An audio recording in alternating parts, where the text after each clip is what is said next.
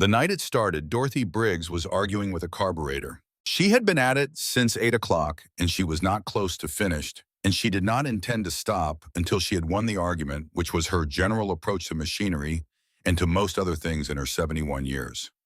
The carburetor in question belonged to a 1998 Ford Ranger, a machine she had been acquainted with for long enough to understand its particular stubbornness, and she was not inclined to let stubbornness win, regardless of the hour. This was a philosophical position she had held for 50 years and saw no reason to revise now, just because the hour was getting late and the storm outside had developed strong opinions about the matter. The shop was warm. Carl had insulated it properly, which was the kind of thing that distinguished his work from other people's work. He had never done anything provisionally. He had never said that will do when he meant that could be better. The insulation in the walls and ceiling was 2 grades above what the climate required because Carl had said 1 winter of being comfortable is not the measure. The measure is 40 winters. She thought about him when she worked in here. Not painfully most of the time, just the way you think about someone who is woven into everything around you, whose choices shaped every surface you touch. The bench he built, the shelf he organized, the east-facing window he had argued for because morning light was better for seeing what you were actually doing to an engine than overhead fluorescence. He had been right about that too. The shop Carl had built sat at the edge of their 2-acre lot off the old Flagstaff Highway, close enough to the road that headlights swept across the back wall when traffic passed, which it did less and less these days. Carl had spent 2 summers on that building. He had not been a mechanic. He was a carpenter, a man whose patience with wood was nearly infinite, who understood that a joint done right the first time was worth 3 times the time it took, who approached every project as though it would outlast him, because he said it probably would. The shop had stood for 26 years. It had outlasted him by 7. Dorothy had not moved a single thing on the parts shelf he had built along the back wall. People who did not know her thought that was grief. People who knew her understood it was something more practical. Carl had organized that shelf better than any auto parts catalog she had ever worked from, and there was no reason to change a system that had never failed her. She was elbow-deep in the engine of the Ranger that belonged to a retired postal worker named Wendell Sloan who lived 11 miles out and could not afford the dealership in Flagstaff. She had told Wendell not to worry about the price. She would figure something out. She always did. The storm had been building since afternoon, rolling in off the plateau, with the particular aggression of high desert weather in late October, the kind of system that does not introduce itself politely. By 9 o'clock, the rain was serious, and the wind was moving through the ponderosa pines along the fence line with a sound like something enormous breathing. Dorothy had her radio turned up enough to hear it over the weather. Merle Haggard, then Tammy Wynette, then a stretch of Waylon Jennings that she approved of. Music that had been through something and come out the other side with its bones still together. She caught the sound of the motorcycles in a gap between songs. A low rumble that did not rise and fall the way a passing vehicle does, but instead built and steadied and then broke apart into the sound of individual machines, some running rough. She straightened up from the Ranger's engine compartment, wiped her hands on the rags she kept tucked into her belt, and walked to the open garage door. 7 motorcycles. Harleys, all of them, she could tell from the engine note even through the rain. They were rolling into her gravel lot slowly the way vehicles move when the rider is nursing something mechanical and knows it. 2 were being walked by hand. The other 5 were running, but 2 of those were running badly, sputtering with the uneven cadence of flooded carburetors or failing fuel delivery, and one of them threw a backfire that cracked through the wet air like a rifle shot. The men on them were big, leather cuts over heavy jackets, the kind of gear that meant serious road miles. She could see patches even through the rain. A wing design lettering she could not read from this distance. She had seen similar patches on television news reports and in newspaper headlines that always seemed to treat the words as a warning. She registered this information and filed it alongside the more immediately relevant facts, which were that it was 10 at night that 2 of these machines were broken down and that the rain was not improving. One by one, the engines cut out. 7 men on 7 bikes in the rain in her lot, and for a moment nobody moved. Then the man in front swung off his bike. He was tall, 6'2", at least built with the density of a man who had been doing physical work his entire life and had not moderated his pace.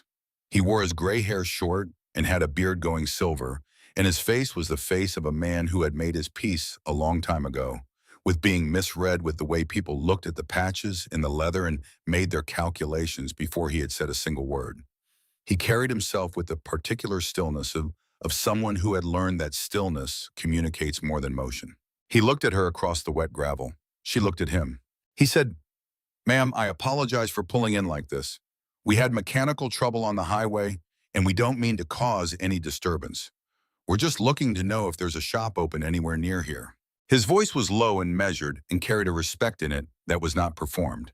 He meant it. Dorothy looked past him at the 7 bikes. She looked at the 2 men still standing in the rain beside the machines they had had to walk in. She looked at the sky, which was not improving. She said, "There's nothing open within 40 miles in this weather. Come in out of the rain." The man blinked. "Ma'am, we don't want to impose." "I didn't ask about imposing," Dorothy said. Not unkindly, but plainly. "I said, come in. You're soaked through, and those 2 bikes aren't going anywhere on their own. I've got coffee, and I can take a look at what you're dealing with." She turned and walked back into the garage. Behind her, she heard the particular silence of 7 men processing an invitation they had not anticipated. Then she heard boots on wet gravel, and she went to pour the coffee. The man who had spoken first gave his name as Slade. Just Slade in the way people offer a name when it is the only one they have answered to for long enough that the other one has faded to paperwork. He introduced the others without ceremony. Dex Cole Parrish, a younger one called Stretch, because he had 4 inches on everyone else, and 2 more named Mac and Fletcher, who took their coffee mugs and found a section of wall to lean against, and stayed quiet in the way of men who understood which conversations they were part of and which ones they were not. Dorothy handed out the coffee without asking who wanted it. She had learned that lesson long ago. People who say they do not want coffee in someone else's kitchen usually do. They just do not want to be any trouble. In her garage, you were never any trouble, so the question was beside the point. She crouched beside the first machine that had been walked in a big touring model, with saddlebags worn smooth from years of serious road, and started looking without waiting to be asked. Slade stood a few feet back and watched her. She was aware of him watching the way she was aware of most things in her shop peripherally, through the part of her attention that was not occupied with the task at hand. "You sure you want to get into this tonight?" he said.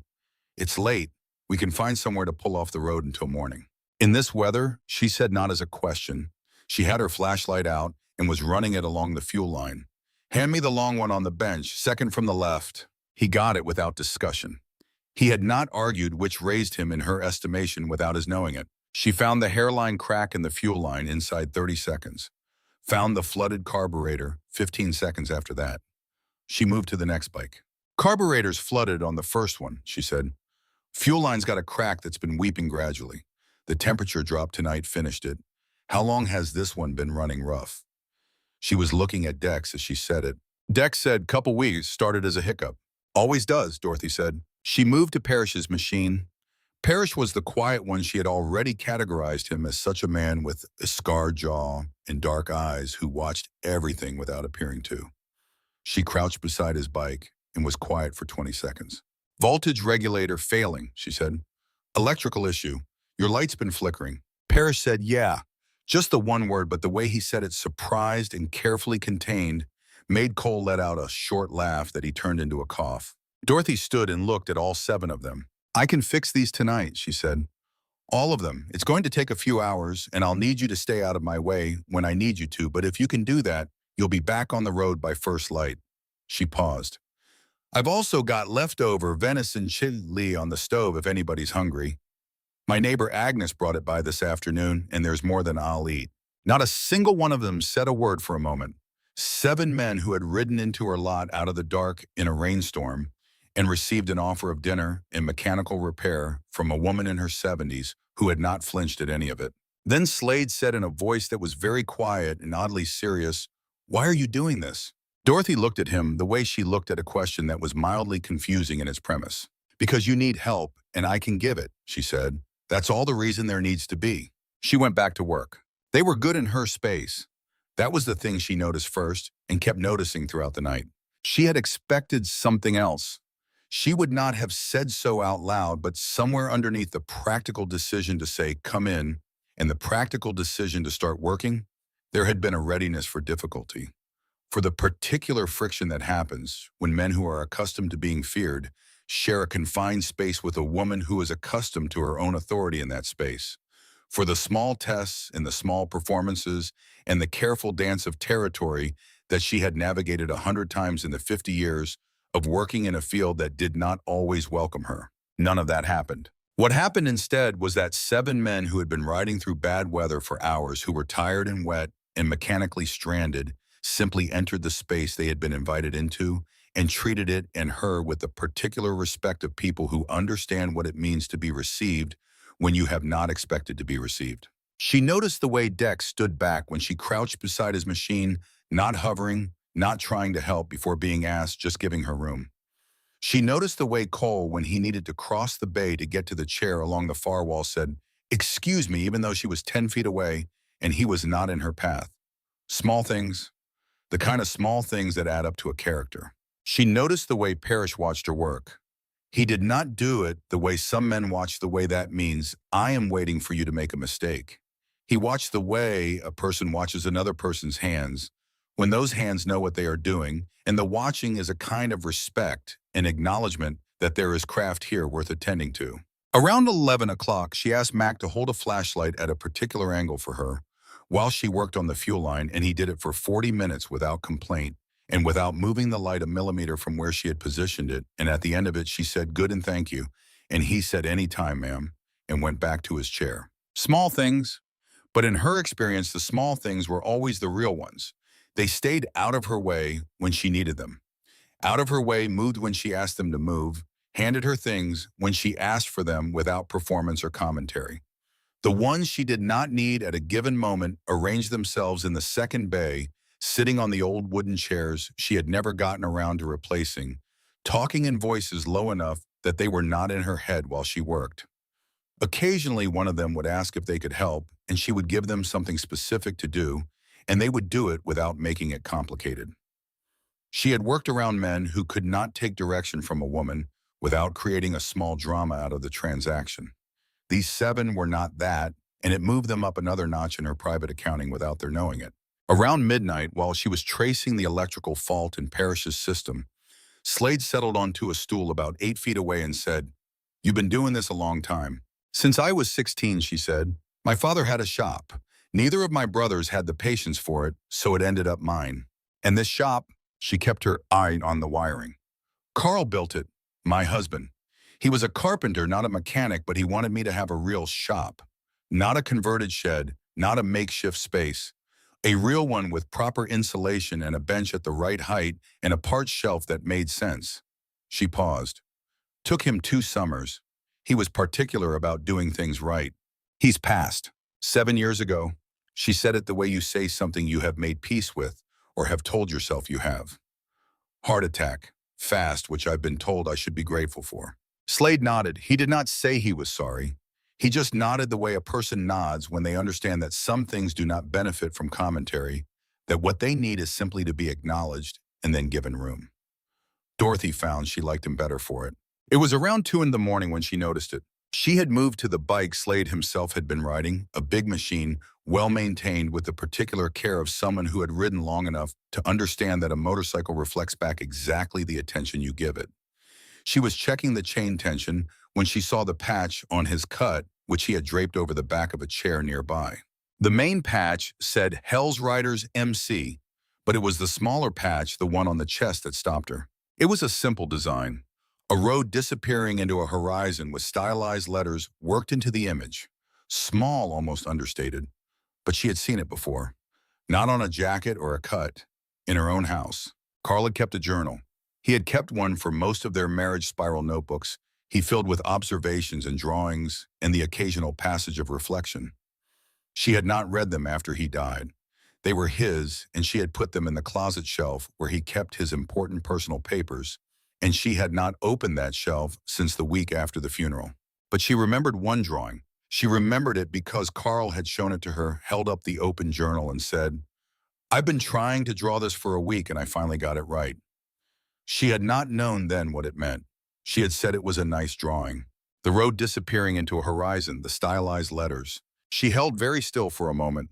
Then she went back to the chain tension and said nothing, because she did not know yet what there was to say, and she was not a woman who spoke before she understood what she was speaking about. By 3:30 in the morning, all 7 motorcycles were running.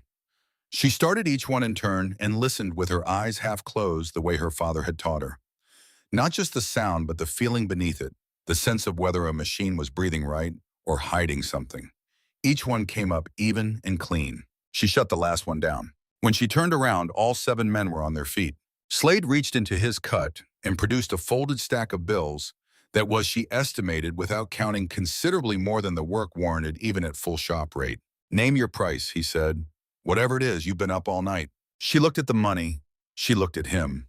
She shook her head. "Put that away." "Ma'am?" "I said put it away, Slade." She used his name for the first time, and something shifted in the room when she did, the way using a name shifts a moment from general to specific, from transaction to encounter. "I didn't do this for money." He looked at her steadily. Something moved in his expression that was not quite frustration and not quite something else she had a name for. "Then let us do something. Let us give something back." "There's a shingle loose on your south eave," Max said from across the room. "I noticed it when we came in. That'll go in the next good wind." "Dex can look at it in the morning," Slade said. "We can stay in the second bay if you need us to." "No," Dorothy said. "Listen to me." She waited until she had all of them, all 7 faces. "If it means something to you to give something back, then pay it forward. That's all. The next time you're on a road somewhere and somebody needs help, you give it. That's the only currency I'm interested in." Slade looked at her for a long moment. Then he nodded, and the quality of that nod was different from a polite nod. It had weight to it, the quality of a commitment being taken in and held. He reached into the breast pocket of his cut and produced a business card. He held it out. She took it. Plain white card. Slade Keller, Hell's Riders, MC. A phone number. On the back in his handwriting, day or night. "You ever need anything," he said. "Anything at all. You call that number." She tucked the card into the chest pocket of her flannel shirt. "Travel safe," she said, "all of you." They left at first light, all 7 engines running clean, and even the sound of them expanding outward down the highway until the desert took it. Dorothy stood in the doorway of the shop and listened until she could not hear them anymore. Then she went inside, poured the last of the coffee, and sat down at Carl's old workbench in the back. She sat with her coffee in the quiet of the shop Carl had built and thought about the road patch on Slade's cut and the drawing in Carl's journal, and the distance between those two things, which was not the distance of coincidence, but the distance of something she could not yet name. She thought about Stretch, who was maybe 25 years old, under the road grime, and the leather saying, "We're kind of used to it," when he told her about doors that did not open. No bitterness in his voice, just the patient fact of it. She thought that was not right. That just was not right at all. She pulled the card out of her pocket and set it on the workbench. She looked at it for a moment. Then she went to wash up for the day, and the card sat there under Carl's old coffee mug, the one that said "The world's okayest carpenter," which was the mug he had used every morning for 20 years because he thought it was funny, and which she still used every morning because he had thought it was funny, and she could not bring herself to use any other. The letter arrived on a Tuesday. She almost missed it entirely. It had been tucked between an electric bill and a parts catalog, the way things are when someone wants them to look routine. Plain white envelope, return address from a county tax assessment office she had never heard of. She opened it at the kitchen table and read it once. Then she read it again more slowly, her finger moving under each line the way her mother had taught her to do with important documents, not reading for impression, but for fact. The letter stated that, due to a property tax reassessment identifying a discrepancy in records dating to 1989, Dorothy Briggs was found to be in arrears on property tax obligations totaling $34,200, and that if this amount was not remitted within 30 days, Coconino County would initiate proceedings to seize and liquidate the property to satisfy the debt. $34,000. She set the letter on the table and went to the filing cabinet in Carl's study, because Carl had kept records the way he kept everything, with the precision and care of a man who understood that details defend you when the world decides to be careless. She found the property tax folder and pulled it. 5 years of receipts. Paid, paid, paid, paid, paid. Everyone on time, everyone with a confirmation number, everyone dated and annotated in Carl's handwriting, and after Carl the same information in her own. She sat back down at the kitchen table and stared at the letter. She called the county tax office, was on hold for 38 minutes, was transferred twice, was told the person she needed to speak to was not available, was given a different number. She called the different number. She got a recorded message. She left her name and number and was not called back. She told herself it was a clerical error. These things happened in county offices. She told herself this for 3 days. On Thursday morning, a black SUV with tinted windows pulled into her lot. The man who got out was perhaps 55 trim, in a suit that communicated wealth without shouting, it with a smile that was practiced to look warm in a way that meant it was neither. He stayed near his vehicle. She noticed that, stood at the edge of the lot in a way that was calculated to look casual. He said, "Mrs. Briggs, my name is Grant Holloway. I'm a developer working on a project in this region, and I believe we have some interest to discuss." She dried her hands on her rag. "We've never met, Mr. Holloway. We don't have shared interests." The smile adjusted. "Your property sits at a critical juncture for a resort and entertainment complex I've been developing in this county. A project that will bring significant economic benefit to the area. Jobs, infrastructure, tax revenue. My property isn't for sale." Something shifted behind the practiced expression. Not disappearing, just recalibrating. "The offer I'm prepared to make is significantly above market value. I think if you were to consider your current situation carefully—" "My current situation," Dorothy said, "is fine. Good morning, Mr. Holloway." She went back into the shop. She heard his car door close eventually. She heard the engine turn over. She heard the SUV roll out of her lot and take the highway north. And she stood at her workbench with her hands flat on the surface, not working, just standing. What she did not know yet was that her current situation had already stopped being fine by the time he walked onto her property. The machinery had already been set in motion. The tax letter was already in the system. What would come next was already written. The second letter arrived 5 days later in a plain envelope with no return address on cream-colored paper that felt expensive in a way that made her vaguely sick. It was from a law firm in Phoenix. 3 paragraphs of legal language that she read standing at the kitchen counter and then sat down and read again with her finger under each line. A company called Sonoran Land Holdings LLC was asserting a claim to approximately 1.4 acres of her property based on a deed transfer executed in 1989, which the letter claimed had never been properly recorded, but which the company was now prepared to enforce through the courts. Attached was a photocopy of a document she had never seen in her life, a deed with Carl's father's signature on it. Edwin Briggs, Carl's father who had died in 1991. She read the letter a third time. She set it down. She went to the closet shelf where Carl had kept his important papers, the accordion folder she had not opened in 7 years, and she went through it methodically. The title insurance policy was there. The tax receipts going back to 1993. A hand-drawn survey of the property boundaries commissioned by Edwin Briggs in 1982 with his signature and a notary stamp dated. Edwin Briggs, alive in 1982. Alive in 1989 when the supposed deed transfer had allegedly taken place. He had not died until 1991. So the forgery had not made the basic error of using a dead man's signature.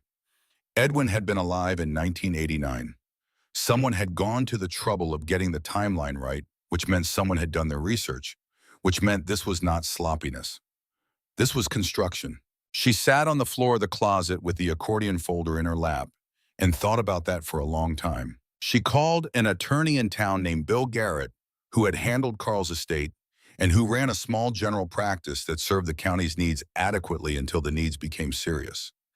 His secretary told her he was in Prescott for a hearing. She left a message. She called the county recorder's office about the deed claim, was told she would need to submit a records request in writing. Estimated processing time, 3 to 5 business weeks. She said, "The letter gives me 30 days to respond." The woman on the phone said she was very sorry, but that was the process. Dorothy thanked her and hung up and sat at the kitchen table with both documents in front of her and thought about what Carl would do. Carl would go to the primary source. Carl would not let other people's paperwork define his reality. Carl would document everything, find every piece of evidence that proved what he knew to be true, and put it somewhere safe. She got up and went to work. It was while she was organizing her documentation that Thursday afternoon that Walter Dunn came by.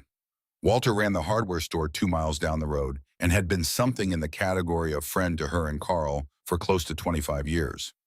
The kind of friendship that does not require frequent contact, but has enough deep root to hold through most weather. He was 64, a deliberate man with the unhurried manner of someone who had spent his working life dealing with problems that had physical solutions. He pulled his truck into her lot and sat in it for a moment before getting out, which was not like Walter, and when he came into the shop, he was not quite meeting her eyes, which was less like Walter still. She said, "Walter, what is it?" He said, "You heard the name Grant Holloway yet?" She dried her hands. "He came by last week, offered to buy the property." Walter nodded, the nod of a man who had expected that answer and had been hoping for a different one. He said, "That man has been acquiring land in this county for 3 years. Every parcel between the highway and the Juniper Ridge, he's got it now, except yours. You're the last piece he doesn't have." "I know," she said. "It's not for sale." "I know it's not." Walter finally looked at her directly. "What I'm telling you is that when Holloway can't buy something through an offer, things start happening. The Aldersons on Route 14, he wanted their 12 acres. They said no. 8 weeks later, they had an environmental complaint filed against a field that hadn't had runoff in the memory of anyone living. Fabricated eventually proved so, but by the time it was cleared up, they were $30,000 in legal fees and they sold." He paused. "The Henleys, zoning violation against a structure that had been standing since 1971. Same pattern, different angle." Dorothy stood very still. She said, "You're telling me the tax letter is him?" "I'm telling you I don't know that for a certainty," Walter said. "I'm telling you to be careful. This man has been operating in this county for 3 years without anyone being able to stop him because he has the money to keep the pressure on longer than most people can absorb it." She said, "Do you know an attorney who can handle something like this?" He said, "Not one who's in his weight class." She thought about the card on Carl's workbench. She said, "I'll figure it out." Walter left with the look of a man who had said what he needed to say and knew it was not enough. She went back to work. The inspectors came the following Monday. 2 of them county building and safety with clipboards in the particular manner of men who have decided in advance what they are going to find. They walked the shop from end to end, measured things, photographed things, spoke to each other in voices low enough to project exclusion, but not low enough for her not to catch fragments. Ventilation inadequate for commercial operation, electrical panel pre-code, waste disposal non-compliant. She followed them at a distance. She had been through inspections before. The shop had passed everyone since Carl finished it in 1997. She knew what a legitimate inspection looked like. It looked like 2 men checking things against the standard. This looked like 2 men building a file. The senior inspector, a thin man named Rollins with careful eyes, handed her a preliminary notice of violations at the end of the walkthrough, 14 items. She looked at the list and then looked at him. "Mr. Rollins," she said levelly, "this shop passed its last inspection 16 months ago with 0 violations noted. Every item on this list was present and in the same condition at that inspection." "Standards change, Mrs. Briggs. Do they change retroactively?" He held her gaze. Something moved behind his eyes, not guilt exactly, not nothing either. Something in between that she filed away. "Have a good day, Mrs. Briggs," he said and left. She stood at her workbench for a moment after Rollins's vehicle had left the lot. She stood with her hands flat on the surface and counted. The tax letter had arrived 11 days ago. Holloway had visited 9 days ago. The property deed claim had arrived 6 days ago. The break-in had been 3 days ago. And now the inspection. 5 moves in 11 days, not random, not coincidental. A sequence carefully timed, each one designed to land before she had fully absorbed the previous one. The tax debt would eat her savings if she paid it. The property claim would require legal fees she did not have if she fought it. The code violations would shut her shop, her income, her ability to fund anything if she did not address them. And the break-in had taken the original deed, the one piece of paper that would have been her clearest weapon in court. Someone had thought about this carefully. Someone had mapped her vulnerabilities and designed a campaign against them. She picked up her rag and wiped her hands, though they were already clean, because she needed something to do with them while she thought. What she was not going to do was panic. Panic was a gear she had never developed. Carl used to say she did not have the mechanism for it, which he meant as the highest compliment, but which she understood to be more accurately described as a choice she had made so many times that it had become automatic. She had made it the first time at 16 when the carburetor of her father's truck fell apart in her hands with a customer waiting, and she had made it every time since. Not because panic was shameful, but because it was not useful, and she was a woman who had very little patience for things that were not useful. What she was going to do was call her attorney. She called Bill Garrett, who was back from Prescott. She laid it out in order the way Carl had taught her to present problems. Facts first, sequence second, interpretation third. Garrett was quiet for a moment when she finished. "Dorothy," he said, "how much do you know about Grant Holloway?" She told him what Walter had told her. He was quiet again. "I've seen his pattern twice before in this county," Garrett said. "He comes in with a fair offer, first documents everything from that point forward. When the offer fails, he starts creating legal noise. Tax issues, zoning, environmental. The idea is to bury you in enough paperwork and enough fees and enough accumulated stress that eventually it's simpler to sell than to keep fighting. Then I won't sell. Dorothy." He said her name with the careful weight of a man who likes her and is about to say something she does not want to hear. "The legal fees alone to fight each of these individually, even if we win, every one of them could run to $25,000, $30,000 before we are anywhere near a courtroom. And he has attorneys on retainer who do nothing but this.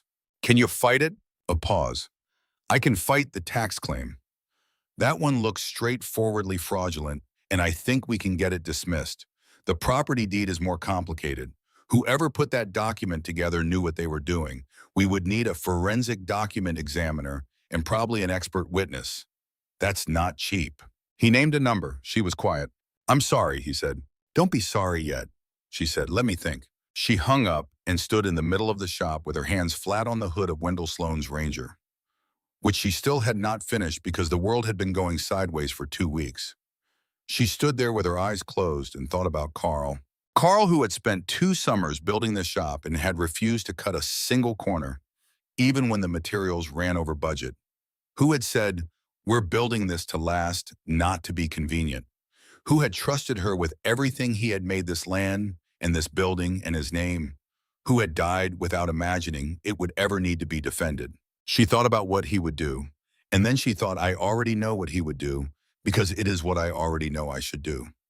I am just scared." She opened her eyes. She looked at the card on the workbench. She did not pick it up. Not yet. 3 nights later, she came home from a parts run to find her filing cabinet had been gone through. She knew it the way you know when someone has been in your space, not from anything obvious, but from the small wrongnesses. The cabinet drawer she always left locked was unlocked.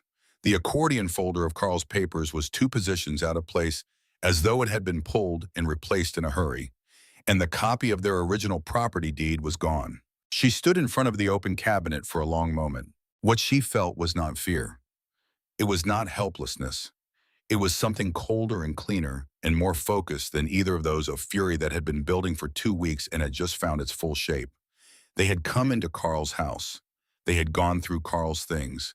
They had taken something Carl had left her to protect. She stood with the fury and let herself feel all of it, every degree. Then she went to the kitchen and called Bill Garrett's emergency line. Then she called the county non-emergency line to report the break-in. And while she was on hold waiting for the deputy, she went back to the closet shelf. She went through everything again, piece by piece. The original deed was gone, but the title insurance policy was there. The property tax receipts going back to 1993. The hand-drawn survey from 1982 with Edwin Briggs's signature. And behind those, in a section of the accordion folder she had not looked through in 7 years, a spiral notebook. Carl's handwriting on the cover, a date, 1994. She looked at it for a moment. She carried it to the kitchen table and sat down. She opened it. It was Carl's journal from that year. She turned pages carefully, reading his handwriting, which she had not read in so long that it hit her with an almost physical force, that familiar slant, the particular way he made his lowercase letters with extra care, as though each one deserved attention. She was not looking for anything specific. She was just reading, letting Carl's voice move through her. She was 2/3 of the way through the notebook when she found it. An entry dated October of 1994. Carl had been driving back from a lumber job near Williams late at night on Highway 89 outside of Flagstaff. He had hit a patch of black ice. The truck had gone off the road and rolled and caught fire. She had known about the accident. Carl had told her about it. He had walked away with a concussion and a broken collarbone, and she had cried in the hospital parking lot before she went in because she needed to get it done before she saw him. What she had not known was this. Carl wrote, "I've been trying to find the name of the man who pulled me out. He was on a motorcycle heading south and he stopped and got me out of the truck before it went up fully. I never lost consciousness until after. I heard him say his name. I'm almost certain it was Slade. But by the time they let me out of the hospital, I couldn't remember a last name or a plate or anything useful. I asked the state patrol, and they had no record of a call from that stretch of highway that night. I've been thinking about it for a week. I don't know how to find him to say thank you properly. I don't know how you thank someone for that." Dorothy read the entry twice. She turned the page. Carl had written a follow-up 3 days later, still thinking about the man on the motorcycle. The road patch on his jacket had a design I couldn't see clearly. A road in letters. I've been trying to draw it from memory. Below the writing was a sketch. Carl had never claimed to be an artist, but the drawing was recognizable. A road disappearing into a horizon, stylized letters. She looked at it for a long time in the light of the kitchen. Then she heard the deputy's car pulling into the lot, and she closed the journal carefully and set it on the table and went to answer the door. The deputy was young and thorough and took down everything she told him carefully. He told her they would do their best, and she thanked him and said nothing about what she actually expected, which was very little because she was beginning to understand the shape of the system she was operating inside. After he left, she sat alone at the kitchen table. It was past 2 in the morning. She was 71 years old. She had a fabricated tax debt of $34,000. She had a fraudulent property claim based on a forged deed. She had 14 manufactured code violations threatening to shut her shop. She had a stolen deed. She had a lawyer who was good but outgunned. She had a county that may or may not be compromised. And she had a journal, and she had a card. She picked up the card. She held it in both hands and thought about what it meant to make this call. She thought about what Walter Dunn would think. She thought about what the town would say. She thought about her daughter-in-law in Tucson and her reaction to the name Hell's Riders MC. She thought about Carl writing, "I've been thinking about it for a week. I don't know how to find him to say thank you properly." She thought about the drawing in the journal when the patch on Slade's cut and the distance between them, which was 29 years and 300 miles, and one night in a rainstorm when she had made coffee and refused to take money and told a man to help somebody else someday. She picked up her phone. It rang 4 times. Then a voice rough with sleep but alert, instantly, the alertness of someone who had trained themselves to come fully awake because the calls that came at 2 in the morning were the ones that mattered. "Yeah, Slade," she said. "This is Dorothy Briggs. You came through my lot 3 weeks ago. 7 bikes. I fixed them in the storm." A pause. Not the pause of someone trying to replace her. The pause of someone who already knows exactly who she is and is deciding how to say that. "I know who you are," he said. And the way he said it, immediate and warm and without any hesitation at all, did something to the inside of her chest that she had not expected and did not fully have a name for. She said, "I think I need help." A silence, 3 seconds, maybe 4. Then Slade said, "Tell me everything." She talked for 20 minutes. She had not talked about herself to another person for this long in 7 years. And he did not interrupt her once, not to offer opinions or reactions or the sounds people make when they are waiting for their turn. He listened the way a person listens when they are building something out of what they hear. When she finished, he was quiet for a moment. "Mrs. Briggs, are you safe tonight? Physically safe?" "Yes. Don't touch the filing cabinet. Don't move anything else in that room. I'm going to make some calls." "Slade."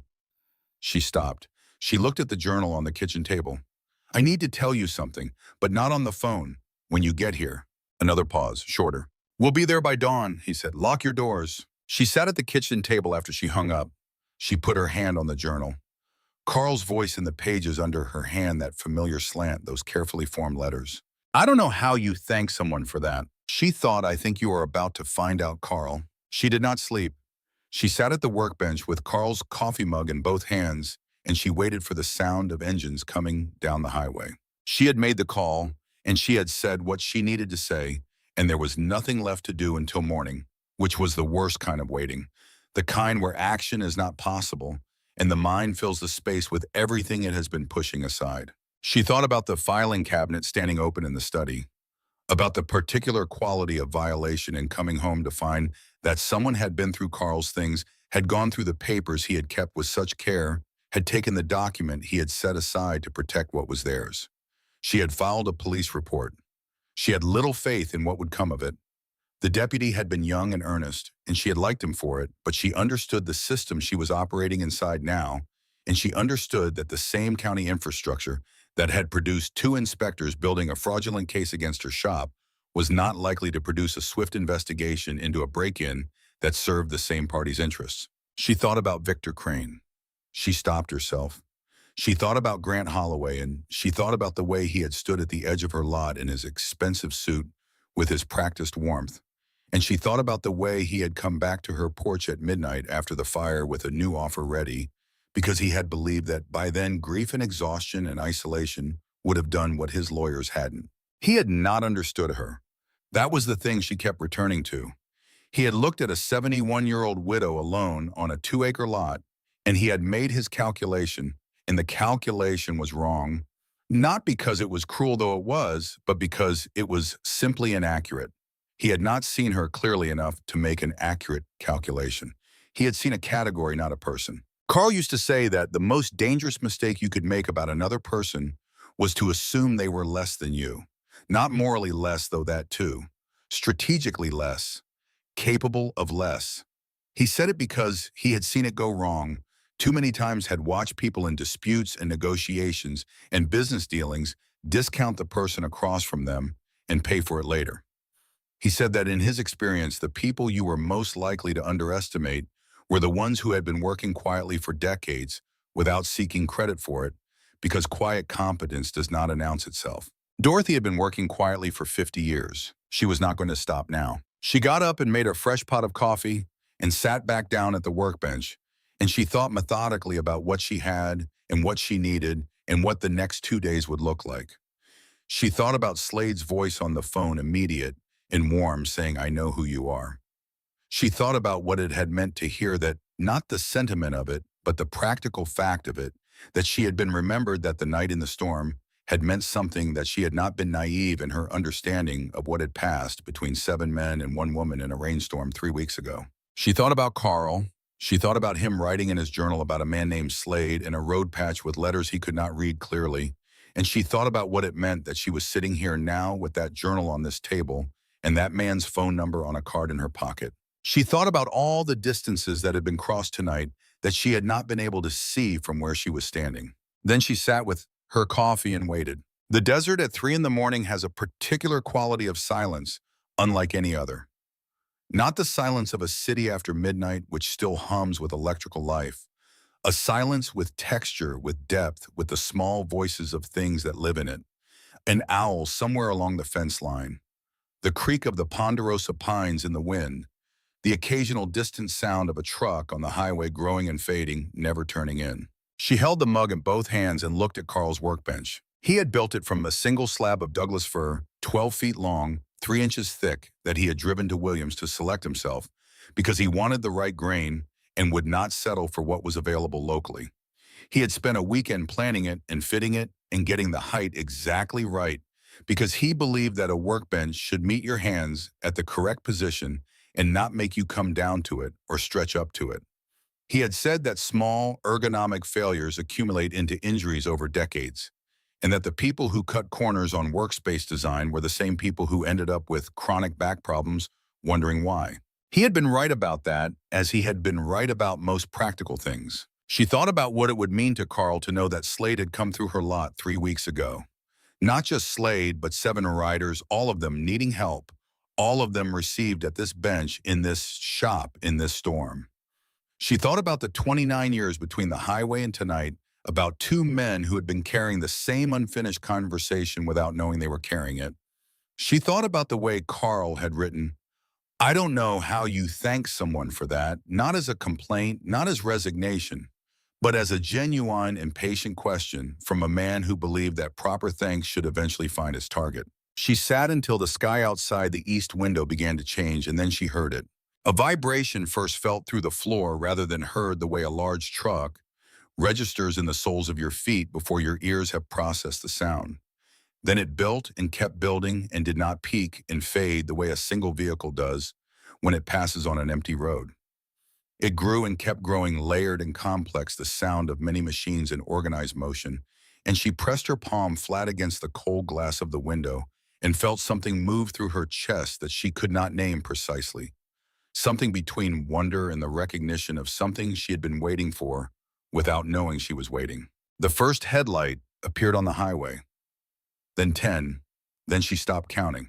She watched through the window with her palm flat against the glass and tried to make sense of the scale of what she was seeing and found she could not.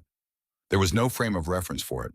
The highway was filling from one direction as far as she could see in the gray pre-dawn light, an unbroken column of lights, moving at the deliberate pace of organized convoy, two by two, maintaining distance. No one rushing, no one breaking rank, as though every single one of them understood that the arrival itself was the statement, and the statement did not need to be shouted. She had been expecting help. She had believed, lying in bed in her clothes trying to sleep, that something would come. She had believed it the way you believe things that Slade Keller tells you at 2 in the morning, in a voice that carries no doubt in it. But she had not known what form help would take. She had thought perhaps a dozen, perhaps 30. She had thought in her most expansive moment of imagination, perhaps 100. She pressed her hand harder against the glass. The column was still moving, still coming. The highway was filling and kept filling, and the sound of it was not the sound of motorcycles passing it on a road which peaks and fades, but the sound of something sustained and continuous, a rolling presence that did not diminish, and she understood in a way she had not understood before, standing there in the dark before dawn, with her hand against the cold window, that what was happening out there had a name she did not have language for yet. Something between obligation and love, something that traveled on roads and arrived without announcement and asked for nothing except the right to be useful. She turned from the window and went to open the front door. They came in a column, 2 by 2, orderly and deliberate, the sound of them filling the valley so completely that there was nothing left of the desert silence.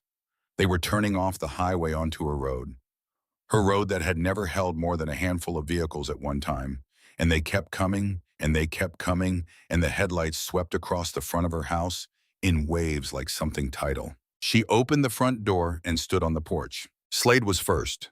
He pulled into her lot and cut his engine and swung off the bike in one motion and walked toward the porch. In the gray pre-dawn light, he looked tired, in the way of a man who had ridden through the night and had decided that was not a relevant detail.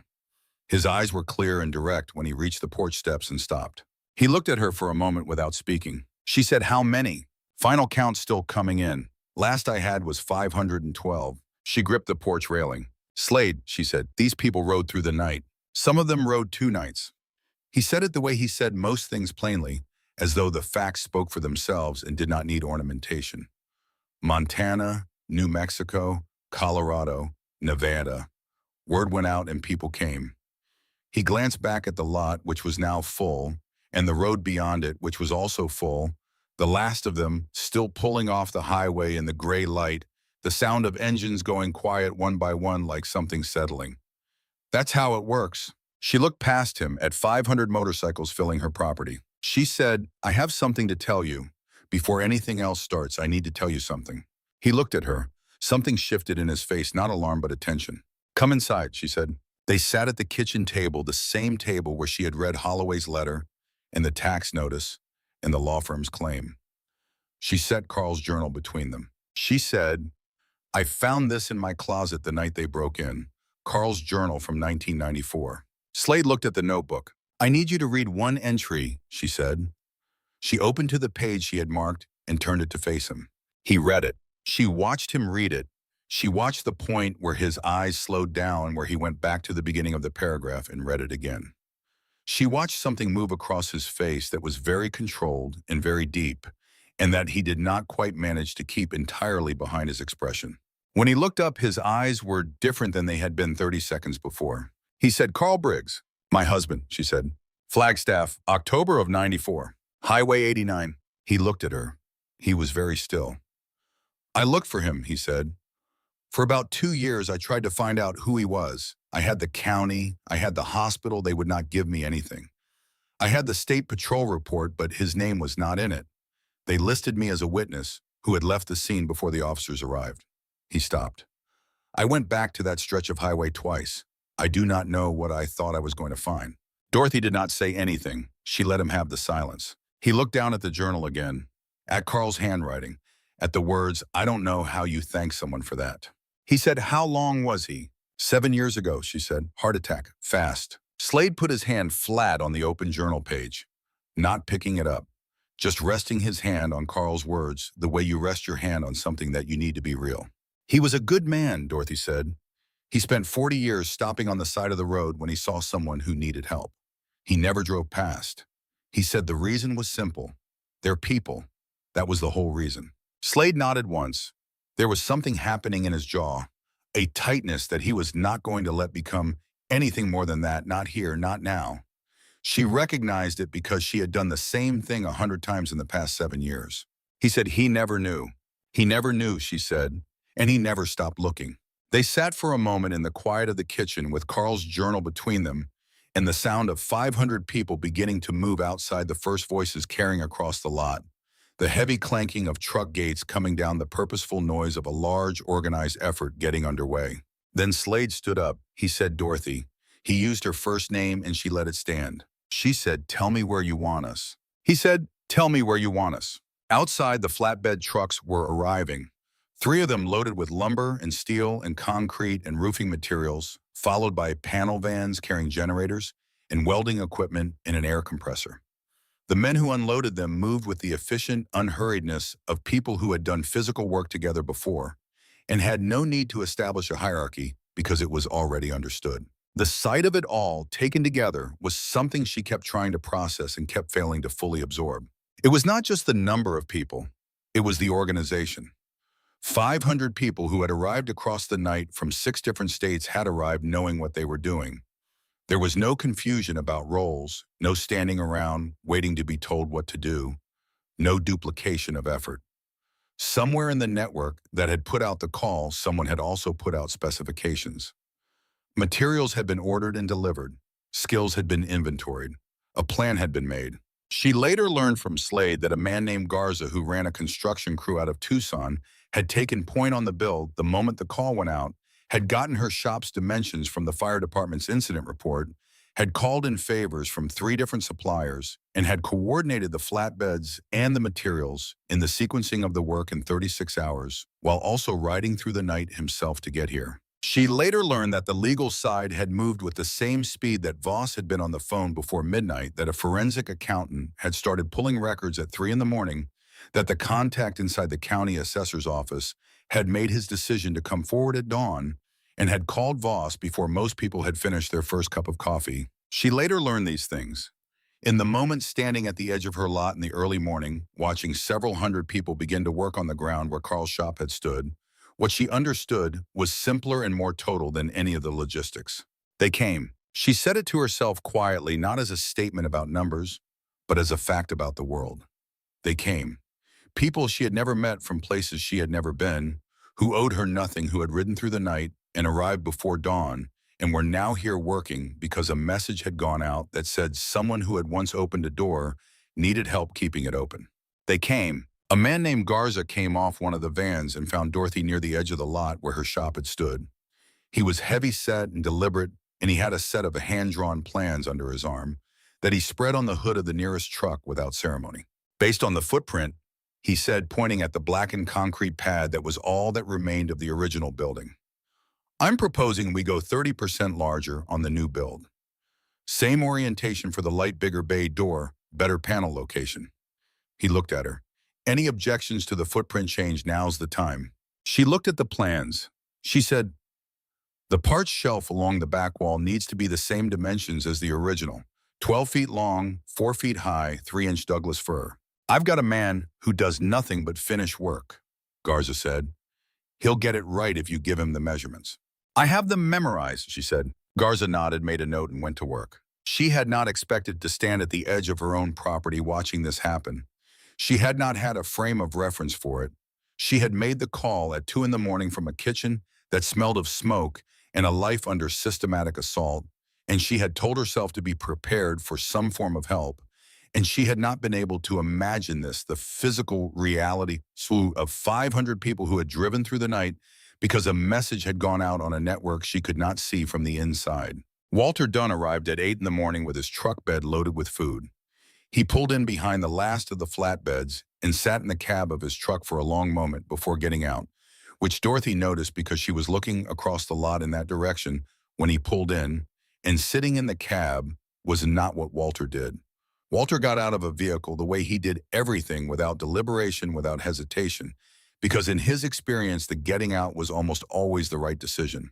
He was sitting in the cab because he needed a moment. She understood that. Even from across the lot, she could see it in the set of his shoulders, the way a man looks when he is absorbing something too large to absorb all at once and is giving himself 60 seconds to try. He got out eventually. He walked across the lot to where she was standing near the foundation pours, and he looked at the 500 motorcycles and the new structure going up on the cleared footprint and the organized movement of several hundred people who had materialized here overnight from 6 different states, and he said, "Dorothy," and stopped. She said, "I know." He said, "There are 512, she said, "last count." He stood beside her, and they watched together without speaking. The foundation crew was pouring concrete for the new pad, working with the quiet efficiency of people who had done this before, and understood the importance of getting the timing right. The framing crew behind them was ready, lumber staged and measured, waiting for the pour to set before they could begin using the time to check angles and measurements and confirm what went where. An electrical crew was mapping conduit runs on a drawing that Voss's man Fletcher had apparently produced from memory the previous evening. All of it happening without a foreman barking orders. All of it happening because 500 people had arrived knowing what needed doing and had organized themselves around it, the way water organizes itself around a space, filling every function by finding where it fit. Walter stood there taking it in. Dorothy stood beside him taking it in. The morning was cold and clear, and the sun was just beginning to touch the top of the ponderosa pines along the fence line. He said very quietly, "Carl would have been out here with them at first light." "He would have," she said. Walter cleared his throat.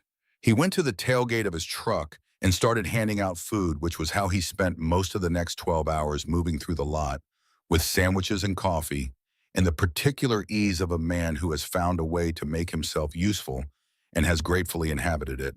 A van pulled up that Dorothy had not been expecting, and a man in a charcoal suit got out carrying a leather briefcase and moved across the lot with the composed efficiency of someone whose career had been spent in rooms where a great deal was at stake. He found her and introduced himself as Raymond Voss, an attorney out of Phoenix. He had been contacted by Slade 36 hours ago. He had already been in communication with Bill Garrett and had filed preliminary motions that morning in Maricopa County. He said, "I want to walk you through what we have, if you have 15 minutes. She said, "I have whatever you need." They sat at the kitchen table and Voss laid documents out one at a time, in the way of a man who had explained complicated things to ordinary people many times and had learned that the most respectful approach is directness without condescension. The first document was a financial trail connecting Sonoran Land Holdings, LLC, to a larger holding company, with Holloway's name explicitly in the ownership structure. Hidden well enough for most people, not hidden well enough for a forensic accountant given 24 hours and a specific target.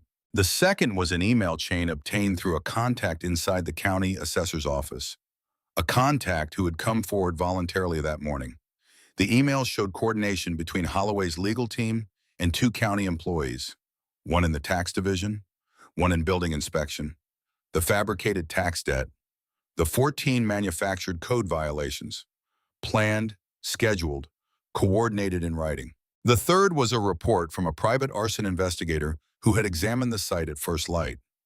Accelerant introduced at 3 points along the base of the structure. Professional application. Dorothy looked at the third document for a long time. Voss said, "Can we connect it directly to Holloway yet?" "Not yet.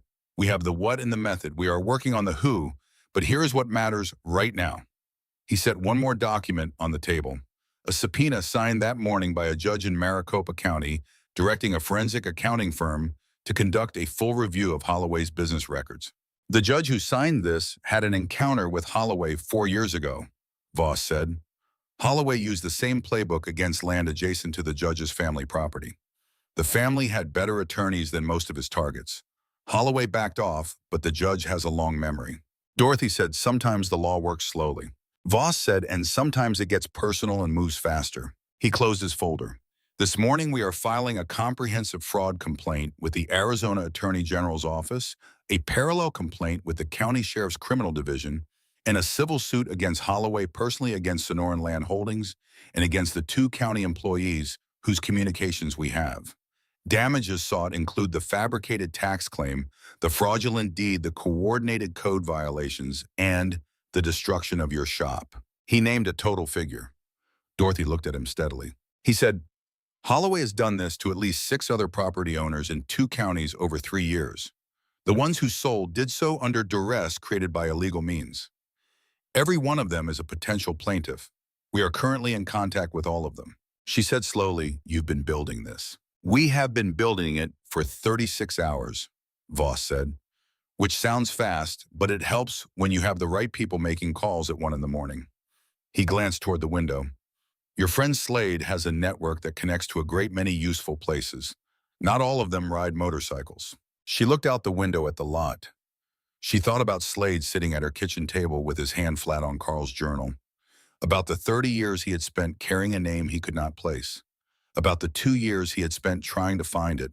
She said he was ready. Voss said he had been watching for somewhere worth being ready for, I think. He gathered his documents and stood. Mrs. Briggs, you understand that the way we have structured this, you are not just protecting yourself. You are potentially the person who dismantles everything Holloway has built in this county for 3 years. She said, good. He nodded once and went outside. Around 10 in the morning, a reporter arrived. Dorothy had not anticipated a reporter, though she should have, because several hundred motorcycles on a county highway was not something that went unremarked by anyone who passed it on their morning commute. The reporter was a young woman from the county weekly who arrived with a camera and the particular alertness of someone who has stumbled onto a story larger than her usual beat and is trying to establish its dimensions. Voss intercepted her near the gate before she had taken 10 steps onto the property. Dorothy watched the conversation from a distance. It was brief and cordial, and the reporter left with what appeared to be a clear understanding of what could and could not be reported while active legal proceedings were underway. She did not look unhappy about this. She looked like a person who had been handed a framework for a story she would write later, and who understood that some stories are better for the waiting. By mid-morning, people from town were appearing. Not all at once, not as a group, but 1 and 2 at a time, people she knew and people she half knew, and some she had never spoken to directly. A hardware store owner from 2 towns over arrived with a truck full of donated materials in a manner that suggested he would find it offensive if she tried to thank him for it. A retired contractor named High, who Dorothy had known for 15 years, showed up with his own tools and spent the morning framing interior walls with the focused competence of a man who had been waiting for 30 years for a project where the quality of the work would actually matter. The woman who ran the feed store 12 miles north arrived with her daughter in a covered dish and asked where the food was going and was directed to the camp stove at the picnic table and began organizing the food situation with an efficiency that Agnes, who had been managing it alone, greeted with visible relief. Nobody seemed to need instructions. Nobody seemed to be performing charity or community or any of the other labeled behaviors that people perform when they are conscious of being witnessed in the act of generosity. They just showed up and found where they fit and got to work the way people do in communities that have been doing this together long enough that the doing doesn't require naming. Dorothy moved through it all with the awareness of someone who understands she is at the center of something, but does not want to be the center of it, who wants to be useful in it rather than symbolic. She carried lumber. She ran coffee.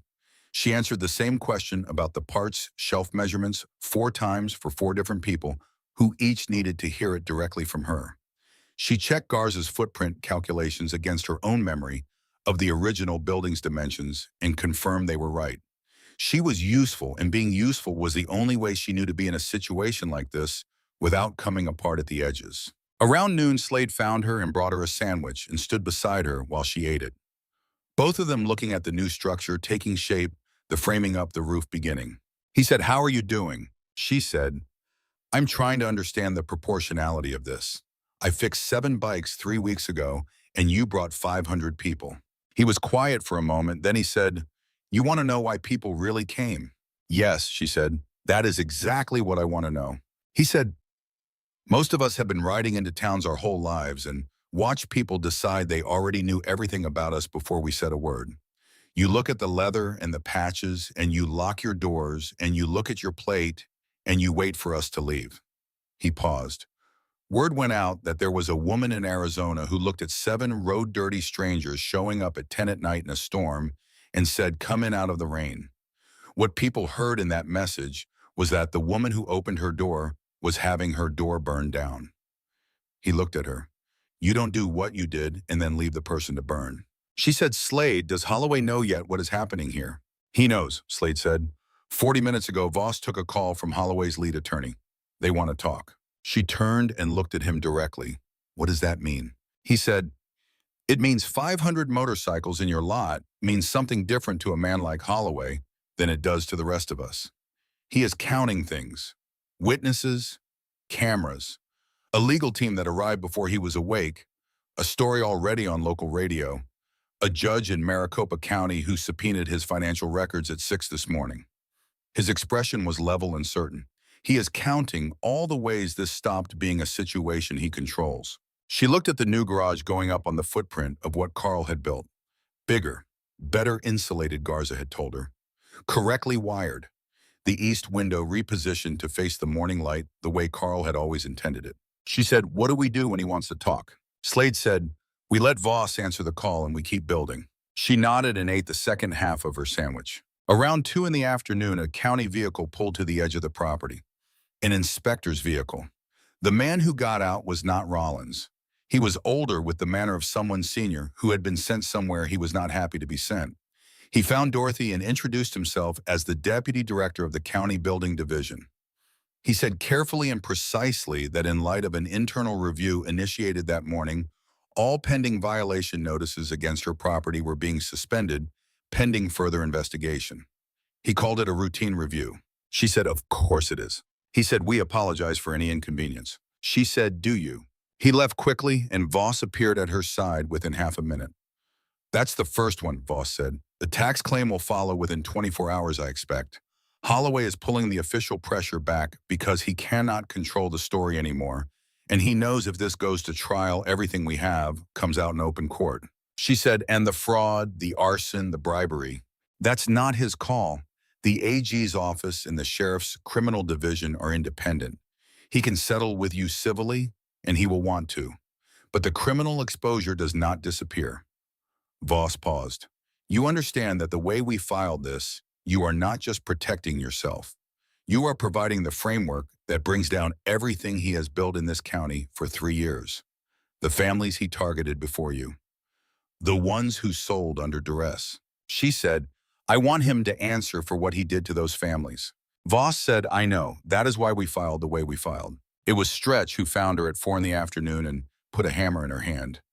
He had the easy grin of someone who had decided life was on balance manageable. He said, "Slade says you need to put one nail in this. Says it's important." She looked at the hammer. She looked at the framing of the new garage, solid and straight in the Arizona afternoon. Someone had set a nail in the framing already positioned, precisely started just enough to drive home. She took the hammer, she found the nail, and she drove it home in 2 clean strikes, the way Carl had taught her, the way her father before him had taught her, solid and level and done right the first time. The sound of it rang out across the lot. The nearest crew stopped and looked over, and then someone started it, and it spread outward through the property like something traveling through water until the entire lot was filled with it. 500 people clapping in the Arizona afternoon for a woman with a hammer and a nail and a wall that was going to stand. She stood with the hammer at her side. She did not try to stop what was happening behind her eyes. She let it come because Carl had been right about this too. Kindness is a direction. You give it outward and trust that it circulates. It comes back. It always comes back somewhere. She handed the hammer back to Stretch. He took it with the grin and went back to work. At 5 o'clock exactly, Voss made a call on speaker with Dorothy sitting across the kitchen table from him, her hands flat on the surface, her face composed. Holloway's lead attorney came on the line, his voice carrying the smooth confidence of someone accustomed to these conversations going his way. He said his client was prepared to make a full settlement offer covering all outstanding disputes. Voss said they were listening. The attorney named a number. It was a large number, more money than Dorothy had ever held in her life. Enough to start over anywhere. Enough to live comfortably for whatever years remained. Voss said thank you, we'll be in touch, and ended the call. He looked at her. Her hands were still flat on the table. She said, that's not the real offer. Not the real offer, he confirmed. It covers the civil damages with a confidentiality clause implied in the terms. You take that number, you cannot speak publicly about what he did, to you or to anyone else. She said, and it does nothing for the families he targeted before me. Nothing, Voss said. She said Raymond. She used his first name and he blinked slightly. He burned Carl's shop. He forged Carl's father's name on a document. He stood on my porch at midnight and tried to buy me out of my own life. She paused. And he did the same thing to 6 other families in this county who did not have what I had. A card in their pocket and someone to call. She looked at him. What do I tell them if I sign a silence clause? Voss was quiet for a moment. Then he said, I'll call his attorney in the morning and tell him the offer has been declined. She said, tell him we are prepared for discovery. He wrote something on his legal pad. I'll tell him exactly that. That night, the bikers worked. Most of the 500 had set up in the field behind the house, but a rotating crew kept going through the night in shifts. She woke at 5:30 to the smell of coffee. Someone had set up a camp stove at the picnic table. Parrish was sitting there alone in the early light, both hands around his mug, looking at nothing in particular, with the patient stillness of a man accustomed to early mornings in his own company. He nodded when she came out. She poured a cup and sat across from him. They sat in silence for a while, the comfortable kind. She said, how long have you been riding with Slade? 14 years. She said, you came a long way. He said, where Slade goes, he paused. But I'll tell you something else. When the word went out about what was happening to you, what that man was doing to you, he looked at his coffee. My grandmother lost her house to a man like Holloway in Mississippi, 1988. She had lived in that house 37 years, lost it to a forged document and a county clerk who owed someone a favor. His jaw tightened. Nobody came for her. No one showed up. Dorothy said nothing. She let the words sit where he had placed them. So I showed up for you, he said. She put her hand over his for a moment, and he let her. And then they both went back to their coffee in the morning quiet, and nothing more needed to be said. The federal agents arrived at 9:47. 2 vehicles, one with a state seal from the Arizona Attorney General's office. The second unmarked, which Voss identified with a single look and a short controlled exhale. He was at Dorothy's side in 30 seconds. He said low and careful, the AG moved faster than I expected, and that second vehicle is FBI. She said FBI. The fraud crossed state lines. Some of the shell companies in the property scheme are registered in Nevada and Delaware. That makes it federal jurisdiction. He straightened his jacket. This is a very good development. The agents were professional and efficient. They spoke with Voss, then with Dorothy, then walked the property and spent a few minutes with Slade, who answered their questions with the calm of a man who had long since decided that simple honesty was the only sustainable policy in any encounter with law enforcement, and who therefore had nothing to complicate. She learned that afternoon that Holloway had been contacted by the FBI at 10:15 that morning. She learned this not from Voss, but from a call she received at 2 in the afternoon from a number she almost did not answer. She answered it. Grant Holloway's voice came through the line, and it sounded nothing like the voice that had stood on her porch at midnight with a rehearsed offer and a cold face. It sounded like a man who had spent the morning understanding the full shape of what he had set in motion. He said, Mrs. Briggs. A silence, then, what I did to your property. He stopped. The garage, I want to. Another stop. She said Grant. She used his first name deliberately. I'm going to stop you there. Your attorneys and my attorney will handle the civil side of this. But I want you to understand something that no attorney can negotiate for you. She paused. There are 6 families in this county who lost things they cannot get back because of what you did. Not just property, time, peace, the feeling that the place they lived was safe in theirs.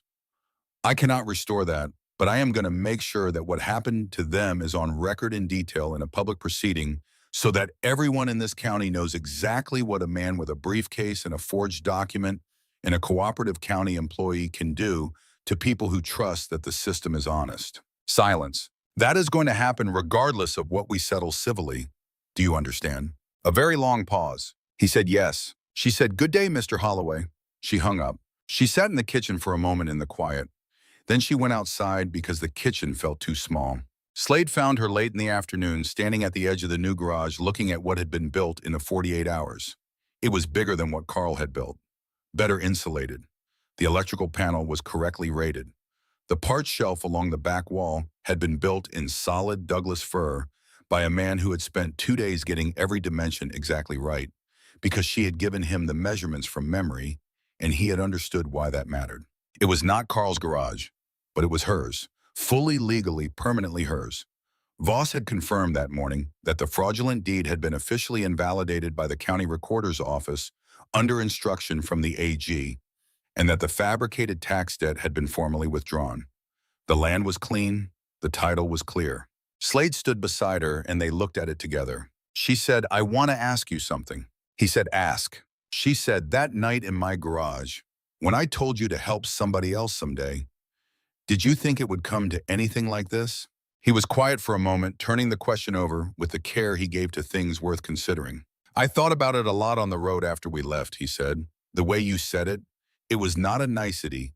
It was like an instruction, like you were passing something along that had weight to it." He paused. "I have had people be decent to me, but most people are decent when it costs them nothing. You were decent when it could have cost you, when every door in this county was closed and you opened yours." He looked at her. "That kind of thing does not get filed away," he said. "It gets carried." She said, "I didn't do it to be carried." He said, "I know, that's exactly why it was." They ate in the field as the sun went down. 200 people spread across the land that was fully and legally hers, and she cooked, and Walter Dunn cooked, and Agnes Cobb, her neighbor who was 80 years old and had arrived that morning with a pot of soup big enough to feed 30, had been cooking since before noon without stopping. Agnes had not said much when she arrived. She had looked at the 500 motorcycles in the new structure going up in the organized movement of several hundred people across Dorothy's land, and she had set her pot on the camp stove at the picnic table and started ladling without commentary, which was Agnes's way. She found Dorothy near the back of the new structure for around 3 in the afternoon and put a hand on her arm and said, "You doing all right?" Dorothy had said yes, which was true and not the whole truth, and Agnes knew both things. Agnes squeezed her arm once and went back to the food. The stars came out over the Arizona desert with the particular intensity they achieve at altitude total and overwhelming the kind of sky you get when the nearest electric light is half a mile away. Dorothy sat in Carl's old wooden chair that someone had carried outside for her, and Slade sat in the dirt beside her with his coffee, and the field around them was full of quiet voices and the low murmur of people at rest after a full day of hard work. She said, "Tell me how you found him." Slade turned to look at her. She said, "Carl, in 1994, how did you know to stop?" He was quiet for a moment, not reluctant, gathering. "I was heading south on 89 coming back from a delivery run near Williams," he said. "It was late, maybe 11. I saw the truck lights go off the road and I pulled over and went down into the ditch. The truck was on its side and starting to smoke. He was conscious, but he couldn't get the door open from inside. I got it open and I got him out, and I got him about 40 feet from the truck before it went up." She said, "He had a broken collarbone and a concussion. He was walking by the time I got him to the road," Slade said. "Shaky, but walking. He kept saying he was fine. The way people say it when they're not fine, but they're too stubborn to admit it." He paused. "He reminded me of someone." She said, "Who?" He looked at her with a small, dry expression. "You." She almost smiled. "He gave me his first name when I asked," Slade said. "I gave him mine. A car stopped a few minutes later and called it in, and then I rode on because there were already people on scene and an ambulance coming, and I had somewhere to be." He looked at his coffee. "I thought about him for a long time after. I tried to find him the way I told you. Couldn't." She said, "He tried to find you the same way. Couldn't." "Two stubborn people," Slade said. She said, "He would have liked you." He was quiet for a moment. Then he said, "Tell me more about him, if you want to." So she did. She talked about Carl for a long time in the dark, about the 2 summers he spent on the garage, and the way he would not rush any part of it, about the parts shelf and the coffee mug, and the way he drove 10 miles under the speed limit, which had irritated her for 4 decades, and which she now found herself doing without thinking. She talked about his hands, which were a carpenter's, hands large and precise, and about the way he believed without sentimentality that people were generally worth the effort. She talked about the morning he died, which she had not talked about to anyone except in the immediate aftermath, about coming in from the shop at 7 in the morning and finding him at the kitchen table with his coffee and his newspaper already gone, looking almost peaceful, and how peaceful had been the wrong word for what she had felt, because what she had felt was the sudden understanding that the house had a shape she had never noticed before, a shape made entirely of his presence, and now she was going to have to learn to live inside a different shape entirely. Slade listened without filling the silences. He had a gift for that. When she finished, the field had gone mostly quiet around them. He said, "He sounds like a man who knew how to be present." She said, "That's exactly what he was." He said, "You carry him well." She looked at him. She said, "Some days better than others." He nodded, just the nod, the acknowledging kind, the kind that does not try to fix or improve or redirect. She had liked that about him from the beginning. The night deepened, and the stars did what stars do in the Arizona desert, which is remind you that you are small and brief, and that this fact is not a tragedy, but a relief. She thought about Carl. She thought about the way he had believed without sentimentality and without naivety that people were worth the effort, and about how that belief was not a philosophy he had adopted, but a practice he had maintained day after day, truck by truck, stranger by stranger, on every road he had ever traveled. She said, "Slade, you told me that night in the garage that when someone pays it forward, that is how it works. That is how it circulates." He said, "I remember." She said, "I want to keep the shop open to anyone who needs it, not just paying customers.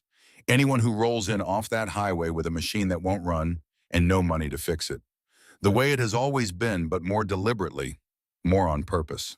He said, "You have been doing that already." "I know," she said. "I want to do it knowing why." He looked at her in the dark. Then he said, "Carl would approve." She said, "I know." She woke at 5:30 the following morning to the smell of coffee and the sound of the camp stove outside. She had slept, which surprised her. She had expected the accumulated weight of the past weeks to keep her awake, but the body has its own economy, and she had used what she had, and the body had decided she was done. Parrish was at the camp stove, 2 mugs already poured. He handed her one when she came outside, and they sat across from each other at the picnic table in the early dark and drank their coffee in the comfortable silence of people who have established between them the kind of quiet that does not need filling. The field behind the house was full of sleeping people. Bedrolls and bike covers in the shapes of men at rest, and the whole thing had a quality she had seen before somewhere, and it took her a moment to place it, and then she placed it. It looked like she imagined a cavalry camp. Looked in photographs from old wars, compact and purposeful. Even in rest, the gear of serious people who had done serious work and would ride out at dawn. She said, "Parrish, what made you come?" He wrapped both hands around his mug. He had large hands, scarred the hands of someone who had done a great deal of physical work over a long time. He looked at them for a moment. He said, "My grandmother lost her house in Mississippi in 1988. She had been in that house 37 years. She lost it to a man with a briefcase and a forged document and a county clerk who owed someone a favor. She was 73 years old, and she had nowhere to go, and nobody came. Nobody showed up." He looked at his coffee. "I was 19 years old, and I could not help her, and I have thought about that most of my adult life." Dorothy said nothing. She let the words sit where he had placed them. He said, "When the word went out about you, about what that man was doing to you, I would have come regardless of what Slade said. Without being asked, I would have come because my grandmother needed someone to come and no one did, and I have been looking for the place to put that for 36 years. He paused. This was the place. She put her hand over his for a moment, and he let her. They sat in the dark and until the coffee was done and the sky began to lighten, and then they both stood up and got back to work. In the morning they left over the course of a few hours, engines starting up one at a time across the field, and then in groups the sound building, and then spreading outward toward the highway. She stood on her porch and watched them go, and many of them nodded as they passed or raised a hand. A man she hadn't spoken to directly said, "You take care of yourself now, ma'am." And she said, "Thank you for coming." And he said, "No, ma'am. Thank you for having us. Cole, who had spent 2 days getting the corner framing perfectly plumb, stopped and said that wall is going to stand 100 years. Stretch near the end pulled up to the edge of the porch and cut his engine. He sat for a moment. He looked at the new shop. He looked at her. He said, that first night, when I told you nobody ever opened a door for us, I want you to know I have been thinking about what you said about paying it forward. She said, good. He said, I already started. 2 days ago, a woman outside of Albuquerque had a flat tire on the interstate. I stopped. She looked at me like I was going to rob her. And then she let me change the tire. And when I was done, she tried to give me $20, and I told her what you told me. I said, help somebody else someday. Dorothy said, how did she look when you said that? He thought about it. He said, like you looked when Slade said it to you, confused and then not confused. She nodded. He said, I'm going to remember what you did here for the rest of my life. She said, then use it. Every time you see a door that needs opening, you open it. Don't think about it. Just open it. He said, yes, ma'am, and he rode away. Slade was last. He sat on his bike at the edge of the lot after everyone else had gone, and the desert was quiet again around them, in the way it gets quiet after sustained noise, the particular piece of a place where a great deal of work has been done and the work is finished. He looked at the new shop standing solid in the morning light. Then he looked at her. He reached into his breast pocket and held something out. She stepped off the porch and took it. It was the same business card he had given her before, except on the back, in his handwriting, day or night, always. She looked up at him. He said, you have my number. Don't lose it this time. She said, I never lost it. He smiled the full, real smile that she had seen only a handful of times and said, I know. Then he rode away down the road and she stood in her lot and listened to the sound of his engine fading into the desert until there was nothing left but the wind and the birds and the solid, settled silence of her land. Her land, fully hers, legally, permanently, irrevocably hers. Dorothy spent the weeks between the arrival and the hearing doing what she had always done, which was work. The new shop was not finished on the morning the last of the 500 rode out. It was framed and roofed and roughly wired enough to be weather-tight enough to store tools in enough to get started. Garza had left a crew of 8 behind to finish the work, men who had volunteered to stay the extra days and who worked through the week with the same focused unhurriedness they had brought to the main build. She worked alongside them when the work was in her lane and stayed out of their way when it was not, and by the end of the second week, the shop was complete. She started each piece of equipment for the first time in the new space with the same ritual attention she had given the 7 motorcycles that first night, not just checking for function, but listening for character, asking the machines how they felt in the new space, whether the acoustics were right, whether the temperature differential between bays was going to be a problem in winter. The machines were fine, the space was fine, better than fine. She had a backlog of work.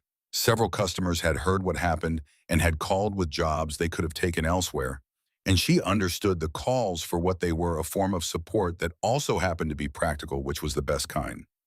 She worked through the backlog steadily, and Wendell Sloan's Ranger, which had been waiting in the queue since the whole thing started, was finally finished on a Tuesday morning, 3 weeks after the bikers had left, and she called Wendell, and he drove out, and she did not charge him for the delay. He tried to pay her double. She made him take it back. She received a letter from each of the other families Voss had contacted.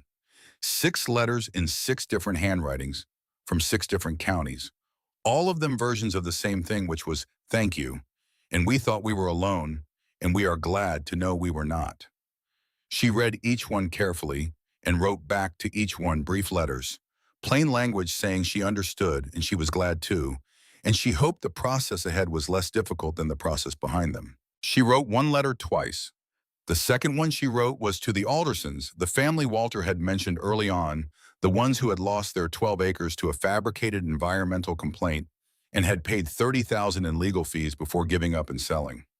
She spent more time on that letter than the others because she did not know how to say what she wanted to say, which was that she was sorry she had not known about them when it was happening to them, and that she thought about the way their outcome could have been her outcome if a storm had not brought 7 motorcycles into her lot 3 weeks after Holloway's first visit, and that she intended for their situation to be addressed in the civil proceedings, even though they had already sold, because Voss had told her that selling under a legal duress did not necessarily foreclose a legal remedy. She sent the letter.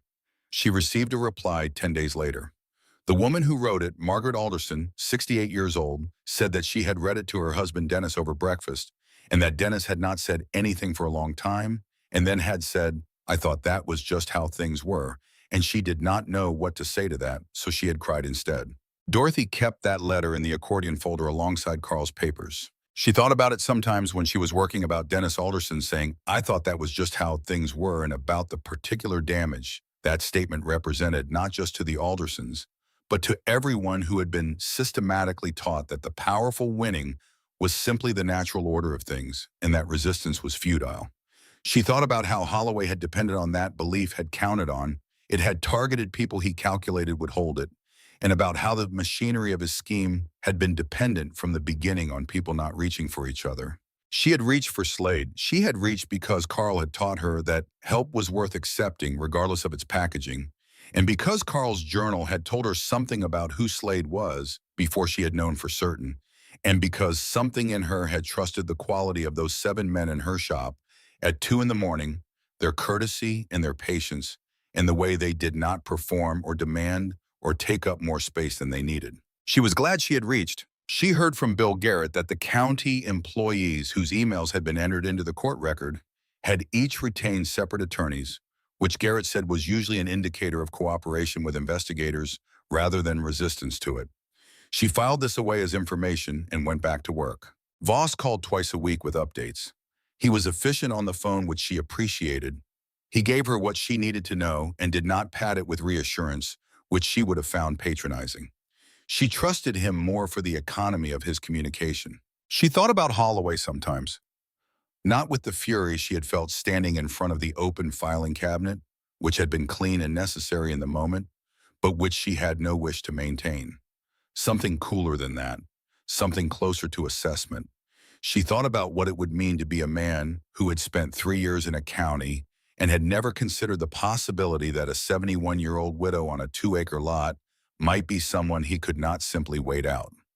She thought about what that said about how little he had seen when he looked at her, and she thought about Carl saying that the most dangerous mistake you could make about another person was to assume they were less than you. Holloway had made that mistake. She had made sure it cost him. The drive to the hearing 6 weeks later took 40 minutes. Garrett drove. He had been coordinating with Voss for weeks, and the two of them had developed the comfortable shorthand of people who respect each other's competence. Voss met them at the courthouse with his leather briefcase and the composed energy of a man who had prepared in the way that serious people prepare, which is thoroughly and without drama. The courtroom was in Flagstaff, Coconino County, before a judge named Hargrove, who had been on the bench for 11 years and who Voss had described as someone who'd read documents carefully and did not enjoy having her time wasted. Dorothy wore the same clothes she wore when she worked, not as a statement, not to make a point, simply because she was a mechanic from Flagstaff, Arizona, and she would walk into that courtroom as herself or not at all. Grant Holloway was there with 2 attorneys. He did not look at Dorothy when she came in. She noticed that. He was looking at his papers or at the window or at some middle distance that required no engagement with the person he had spent 3 months trying to remove from her own land. She understood that. Looking at her would require acknowledging that she was real. And acknowledgement creates a particular kind of difficulty for people who have organized their behavior around the assumption that other people are obstacles. She sat down at the plaintiff's table and put Carl's journal on the surface in front of her. Voss had told her 2 days ago that they might not need it. The forensic document examiner's report was on its own sufficient to establish the fraudulent nature of the 1989 deed. The financial trail was sufficient. The emails were sufficient. They had more than enough. She had said, "I know, I'm bringing it anyway." He had looked at her for a moment and then said, "All right." The hearing opened with arguments on the civil fraud claim. Voss laid out the case methodically without theatrics in the precise, patient manner of someone who knows the facts are doing the work. The fraudulent deed, the forged signature, the notary whose license had expired in 1986 and could not have certified a document in 1989. The corporate chain that traced back to a shell company not registered until 20 years after the supposed transfer. Holloway's lead attorney offered the prepared response, the language of controlled retreat, the careful positioning of a man trying to limit damage without admitting the extent of it. He used phrases like alleged discrepancies and procedural irregularities and questions of chain of title interpretation. Judge Hargrove was not interested in complexity as a substitute for clarity. She asked 3 direct questions. The Holloway attorney answered 2 of them with additional complexity and failed to answer the third, which had to do with the specific mechanism by which an asset could pass through a corporate entity that did not yet legally exist. He said that was a matter of technical interpretation. She said she would like the interpretation explained specifically. He said the matter would require further briefing. She made a note. Then Voss asked to enter Carl's journal into the record. There was an objection, a hearsay argument. Voss addressed it clearly, and the judge overruled it on the basis that the journal was being entered not for the truth of any claim, but to establish the state of the property ownership record as understood by the family at the time.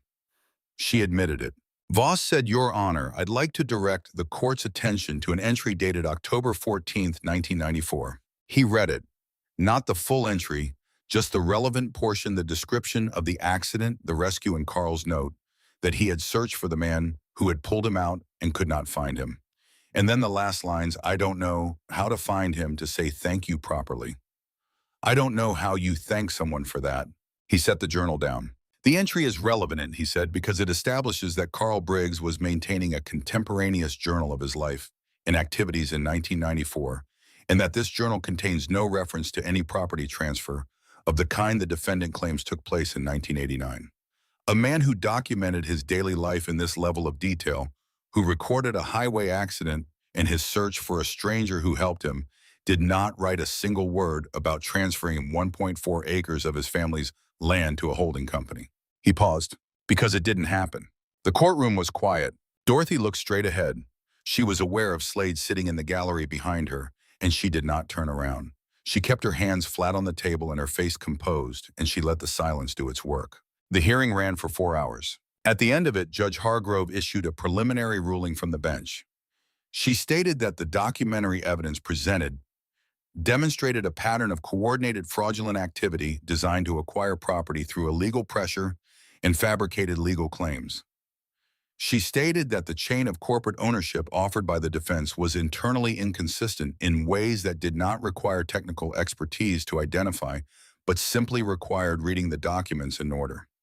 She stated she would issue a full written ruling within 10 days, but that she was satisfied at this stage that the plaintiff had established sufficient grounds for the relief sought. She vacated the fraudulent deed. She ordered all associated property claims dismissed with prejudice. She awarded preliminary damages on the tax fraud claim. She referred the matter of the 2 county employees whose emails had been entered into evidence to the county attorney's office for review of potential criminal charges. Grant Holloway left the courtroom without looking at Dorothy. She sat at the plaintiff's table after most people had cleared out. She put her hand on Carl's journal. She thought about him writing at his kitchen table with a headache and a collarbone that had not yet finished hurting, trying to describe a design from memory. The road and the letters. The man named Slade who had stopped because stopping was the only possible thing. She thought about how 29 years of that unanswered thank you had traveled invisibly through time to arrive here. Not resolved in the way a transaction resolves. You cannot reduce something like that to a balance that clears, but acknowledged, witnessed, put on record. She picked up the journal and stood up. When she came out of the courthouse, Slade was on the steps. He had been in the gallery the whole time. He stood on the courthouse steps in the October sun, and when she came through the door, he looked at her with an expression she did not have a complete name for. She stopped beside him. She said, "She vacated the deed." He said, "I heard." She said, "The land is ours." He looked at her. She had said ours, and she had meant it, and had not caught herself on it because it felt accurate in a way she did not need to examine too closely. The land belonged to her and to Carl and to 30 years of their life together, and to the 500 people who had come from 6 states to rebuild it when it was taken from her. They stood on the courthouse steps for a moment without speaking. The street below was ordinary Flagstaff in October, people going about their business, a couple with a stroller, a man walking a dog, the distant sound of traffic, ordinary city noise that has nothing to do with what is happening in the lives of the people inside it. She said, "Slade, I need to tell you something directly." He said, "All right." She said, "Did you know who I was when you pulled into my lot that night?" He said, "No." No hesitation. "I knew nothing about you except that you were a mechanic with the lights on in a storm." She nodded. "Then it was not planned, neither direction." "No," he said, "neither direction." She said, "Then what it was just what it looked like. A woman made coffee and fixed bikes and told 7 strangers to pay it forward. And 29 years before that, a man on that same road stopped his motorcycle because someone needed help. And those two things found each other." He said, "Yes." She said, "I think Carl would find that satisfying." Slade said, "I think he would." She said, "The journal, I want you to have the October pages, the entry and the drawing." She looked at him. "He spent 29 years wanting to say thank you to you. I want you to have the evidence that he said it, in his own words, in his own handwriting." Slade was still. Then he said, "I'll take good care of it." She said, "I know you will." She opened the journal to the marked pages and carefully separated them along the binding, pressing the spine back gently before drawing the pages free so they came out whole. She folded them once and held them out. He took them with both hands the way you take something that matters. She closed the journal. She put it in her bag. She said, "Come back out to the shop sometime. When you're on the road and you need a place to stop, the coffee pot is always on." He said, "I'll take you up on that." She said, "I know you will." They stood on the steps for another moment. Then she went down and got into Garrett's car, and Slade went to his bike, and Flagstaff went on being ordinary around them, the way ordinary places go on being ordinary even when the extraordinary things happen inside them. The written ruling came 8 days later. Judge Hargrove's opinions were known for their precision, and this one was no exception. 4 pages of tightly reasoned analysis that concluded with a damages award exceeding what Voss had estimated, and a set of findings that the county attorney's office used with specific citation in the criminal charges subsequently filed against the 2 county employees. The settlement negotiations lasted 3 weeks. Voss handled them with the same methodical unhaste he brought to everything. He called her every 2 or 3 days with updates that were specific and clear, and not padded with reassurance she did not need. She appreciated that. People who tell you not to worry when you have not asked for reassurance are usually telling it to themselves. Holloway's attorneys came back twice with revised numbers before the number that Voss said was worth taking. He laid it out for her at her kitchen table, the full structure of the agreement, the damages, the explicit acknowledgments, the terms about publicity and record. She said, "No confidentiality clause." He said, "I already told them that was non-negotiable." She said, "And the acknowledgement of the fraudulent deed is explicit, not implied." He said, "Explicit and specific, by name, by document, by date." She read through the agreement herself, the full text sitting at the table with her finger under each line. It took her an hour.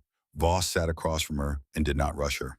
When she finished, she said, "The other families, the ones whose cases followed from mine." He said, "The framework we established in your case is the evidentiary foundation for all of them. Their settlements are moving faster because of it. Some are already concluded. The remaining ones are close." She said, "All right." She signed. Grant Holloway settled the civil suit 4 weeks after the hearing before it could go to full trial. The settlement number was significantly larger than what his attorney had offered at her kitchen table. It included explicit acknowledgement of the fraudulent deed and the coordinated tax claim, which Voss had insisted on as non-negotiable because explicit acknowledgement meant the record was unambiguous for anyone who came looking. It included no confidentiality clause. Voss had insisted on that too. The other families who had been targeted by the same scheme filed their own suits through the framework Voss and Garrett had built, and the settlements in those cases came faster and with considerably less pain than they would otherwise have been because the evidentiary record of Dorothy's case was public and the pattern was already established in the record of the court. The federal case moved on its own timeline. When it concluded 11 months later, Grant Holloway faced charges that included wire fraud conspiracy to commit arson and bribery of public officials. The resort complex he had been building across Coconino County was never completed. The parcels he had acquired through fraudulent means were subject to legal review. Several were eventually returned. Dorothy followed the federal proceedings the way she followed most things attentively and without agitation. She read the news reports when they appeared and went back to work when they did not. She had a shop to run. The new shop was better than the original in every technical specification and identical to it in the only way that mattered, which was the way it felt when you walked into it. The smell of motor oil and old wood, and the particular warmth of a space where serious work had been done for a long time. The parts shelf along the back wall. Douglas fir 12 feet, 4 feet high, organized exactly the way Carl had organized the original, because she had memorized the system and saw no reason to change what worked. The east window let in the morning light at exactly the right angle. Carl's coffee mug sat on the workbench, the one that said the world's okayest carpenter, and which she still used every morning and would for however many mornings remained to her. On the back wall above the parts shelf hung two things. One was Slade's business card framed, plain wooden framing that Walter Dunn had made and brought over one afternoon without being asked, setting it on the workbench and saying nothing about it and going back to his truck. She had put the card in it and hung it on the wall, and it had been there since. The other was a piece of paper, handwritten in Slade's blocky, deliberate script. He had left it tucked in the door the morning they rode out, and she had found it when she came outside, and she had read it standing on her porch in the early morning light, and then she had kept it. It said she opened the door. "We didn't forget. That's all. That's everything."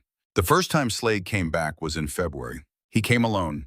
He pulled into the lot in the late afternoon when the winter light was flat and cold, and the desert had the particular stripped quality it gets when everything green has pulled back into itself to wait for spring. He knocked at the shop door, which she had not expected, having assumed he would simply come in the way people came in. She called out, "Come in." He came in. He looked around at the shop the way a person looks at a space they have helped build and want to see finished checking corners, checking the quality of the light. He said, "It's good." She said, "It's better than what was here before." He said, "Garza does good work." She said, "Garza had good help." She handed him a coffee.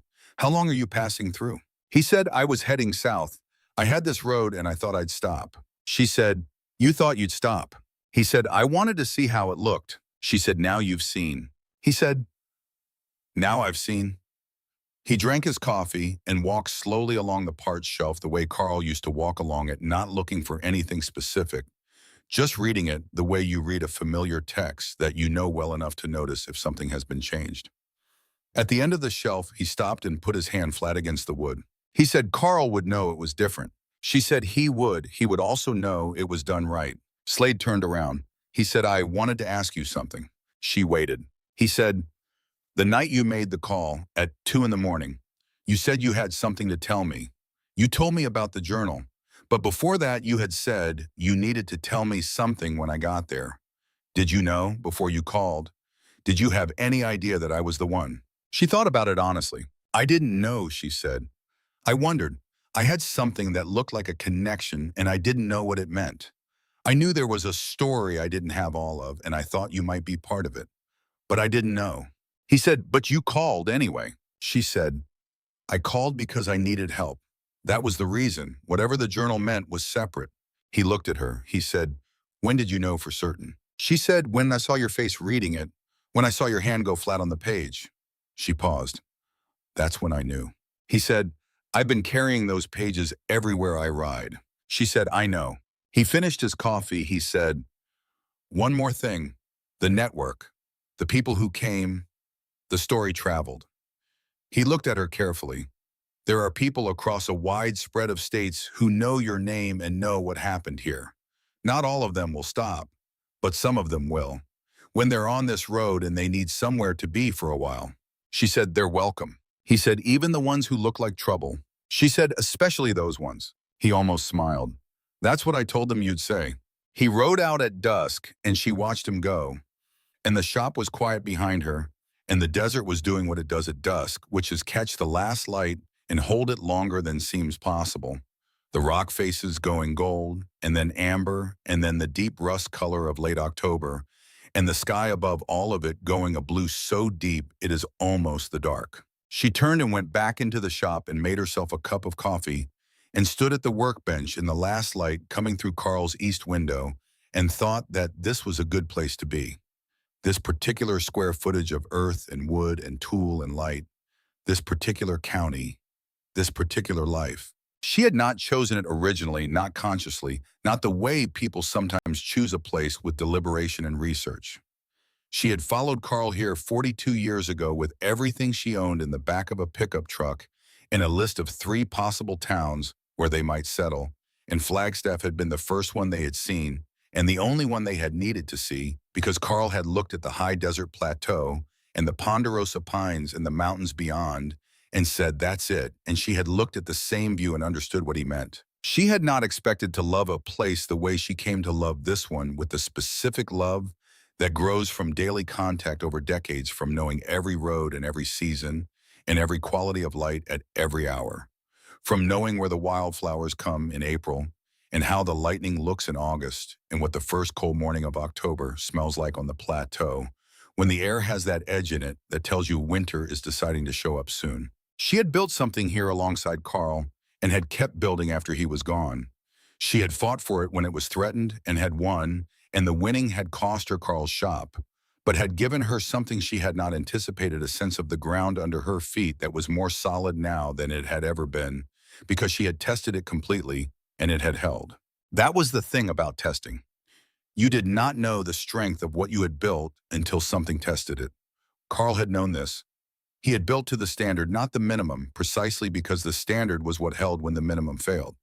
He had built the original shop with the confidence of a man who expected it to be tested by time and use and the ordinary demands of doing serious work inside a structure for decades. And he had been right that it would last, and he had been right that what mattered was getting it right the first time. She had rebuilt it with 500 people who had come because she had once treated 7 strangers decently in a rainstorm, and the new version was stronger than the original in every measurable way, and she had driven the first nail into it herself, 2 clean strikes the way Carl had taught her, and 500 people had clapped. She thought sometimes about what it would have meant to Carl to know that had happened. Not the 500 people specifically, though he would have been astonished by that, but the principle of it, the fact that an act of ordinary decency had traveled through time and road and come back when it was needed. He had believed that was how it worked.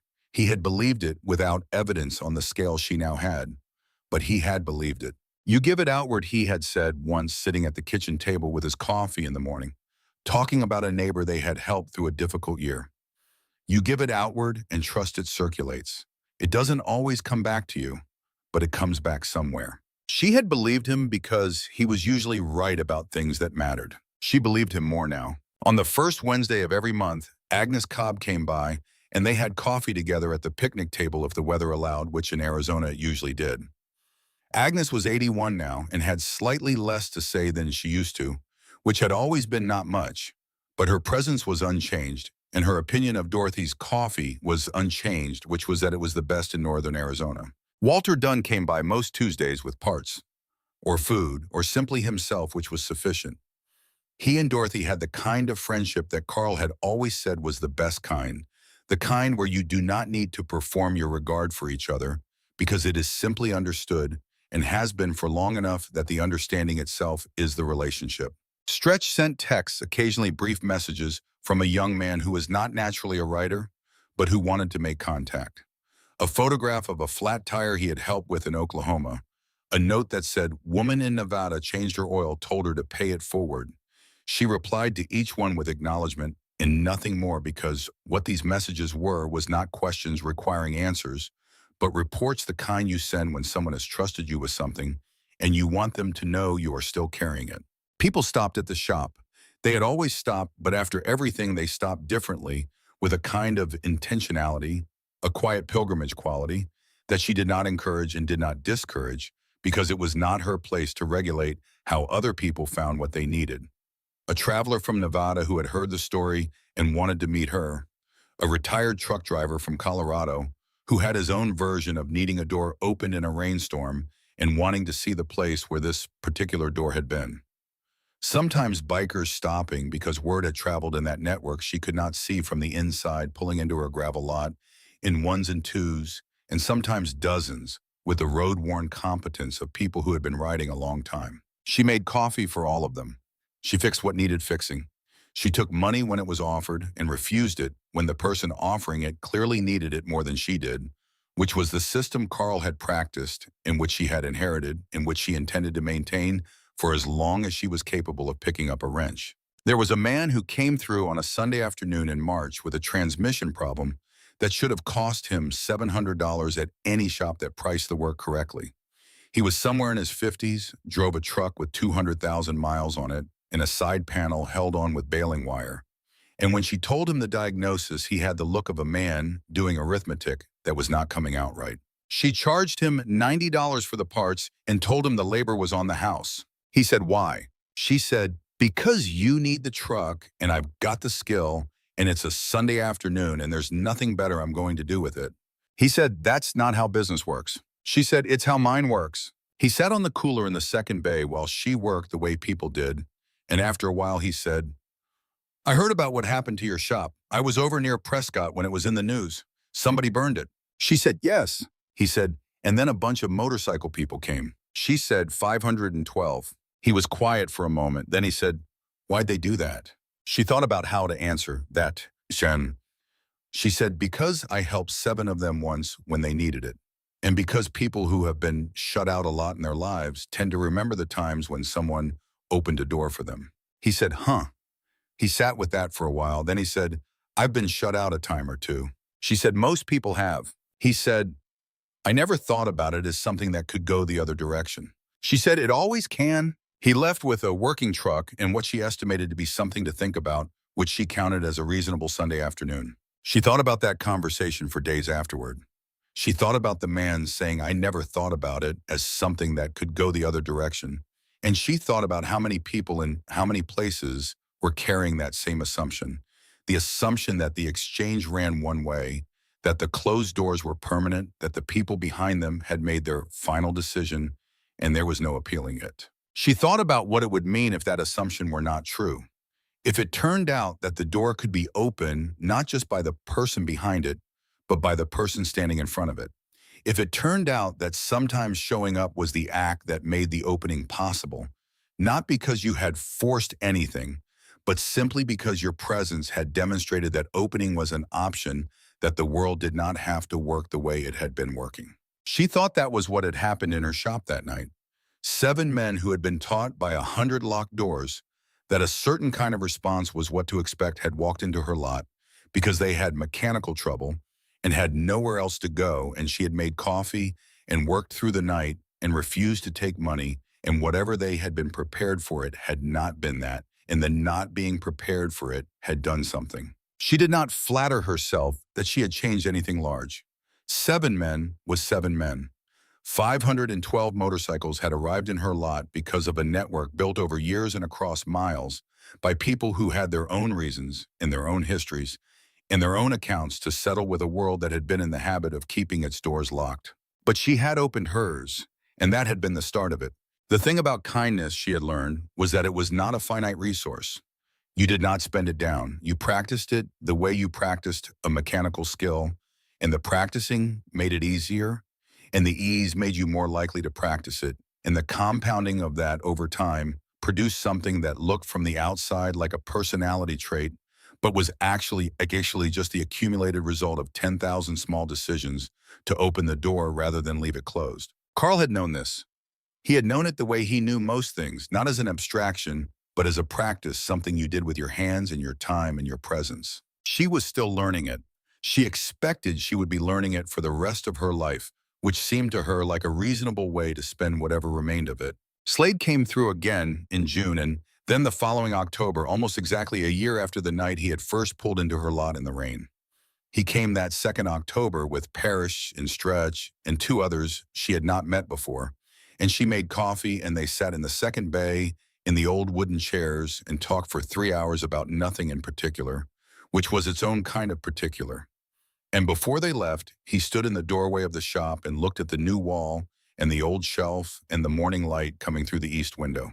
He said, "Carl built it right." She said, "He built everything right." He said, "I know." He paused. "I carry those pages everywhere I ride." She said, "He'd be glad to know it." He said, "Tell me something.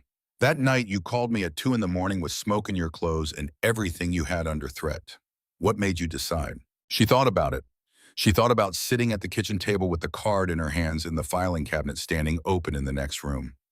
About the things she had weighed and the voices she had imagined and the question of what other people would think. She said, "Carl always said that help doesn't always look like what you expect it to look like. He said the worst thing you can do is refuse it because It arrived in the wrong packaging. She paused. I thought about the packaging, she said. And then I put the packaging aside and I thought about the people inside it. And then I called. Slade nodded, the nod that meant he was taking something in. He said, good. He rode away down the road and she stood in her lot and listened to the sound of the engines fading into the desert. And then there was the ordinary silence of October in northern Arizona. The birds along the fence line, the wind in the ponderosa pines, the distant sound of the highway. She stood there for a moment, just standing. The land under her feet solid and clean and unambiguously hers. Then she went inside and poured herself a cup of coffee in Carl's mug, the one that said the world's okayest carpenter, and she carried it out to the shop and set it on the workbench and stood there in the space that smelled of fresh lumber and motor oil and the particular clean smell of a place where good work had been done and would keep being done. She put her hand flat on the workbench the way she had put it flat on the old one 1,000 times. She stood in the morning light coming through the east window the way Carl had always said it should come, at the right angle at the right time of day for seeing clearly what you were actually doing. She said quietly to no one and to Carl, and to the 42 years they had built together into this land, and to the 500 people who had carried something she had passed along without knowing its weight. She said, okay. And then she got to work. Some things once given freely into the world do not diminish. They travel roads you never walked and reach people you never met and return to you larger than anything you started in the form of headlights coming down your road at dawn when you needed them most in the form of 500 people who drove through the night for a woman they had never met because the word had gone out that she had opened her door. Dorothy Briggs understood that now the way she understood engines, not as theory, as truth she had held in her hands. And every morning she opened the door. She had been doing it for 50 years and she intended to keep doing it for however many remained. Not as a statement, not as a performance of the lesson she had learned, simply because it was the right thing to do, and she was a woman who did the right thing because it was the only workable approach to a life, and because Carl had shown her that, and his father before him had shown him that, and because somewhere on a road in Arizona, a man named Slade was carrying a few handwritten pages in his jacket that said the same thing in her husband's handwriting. The door was open, the light was on, the coffee was hot. Come on in out of the rain. That was all there was to it. That was the whole thing. That was the only reason there ever needed to be, and it had always been enough. And the coffee pot was always on, and the light in the shop was always on, and the door was never locked. That was how it worked. That had always been how it worked. You opened your door, and you trusted the direction of it outward, always outward, and you did not ask what would come back because that was not the point. The point was the opening. The point was the decision made again every morning to be the kind of person who opens rather than closes, who reaches rather than withholds, who looks at a stranger in the rain and sees a person who is cold and wet and needs to come in. Carl had made that decision for 40 years. Dorothy Briggs intended to make it for whatever years remained to her. The door was open. Come on in out of the rain. That was all there was to it. That had always been enough, and it always would be. And the highway kept going the way highways do, past all the locked doors and past all the open ones, carrying what people carry on the roads they ride, which is everything they are and everything they have been given and everything they still intend to pass along. The road goes on. That is the thing about roads. They do not end. They do not forget who traveled them and who stopped and who kept going and who turned around to help someone in the ditch. Dorothy Briggs knew that now in the way she knew engines not as theory, but as practical and verifiable truth. She had lived it. She had held it in her hands. She had driven a nail into a wall that 500 people had built because she had once made coffee in a storm, and she had felt the ground under her feet go solid again after 3 weeks of it trying to dissolve, and she had stood on courthouse steps in October and said the land is ours and meant every word of it. She had held it in her hands and she understood it now, and she would not put it down. They carry it all forward, every mile of it, into whatever comes next.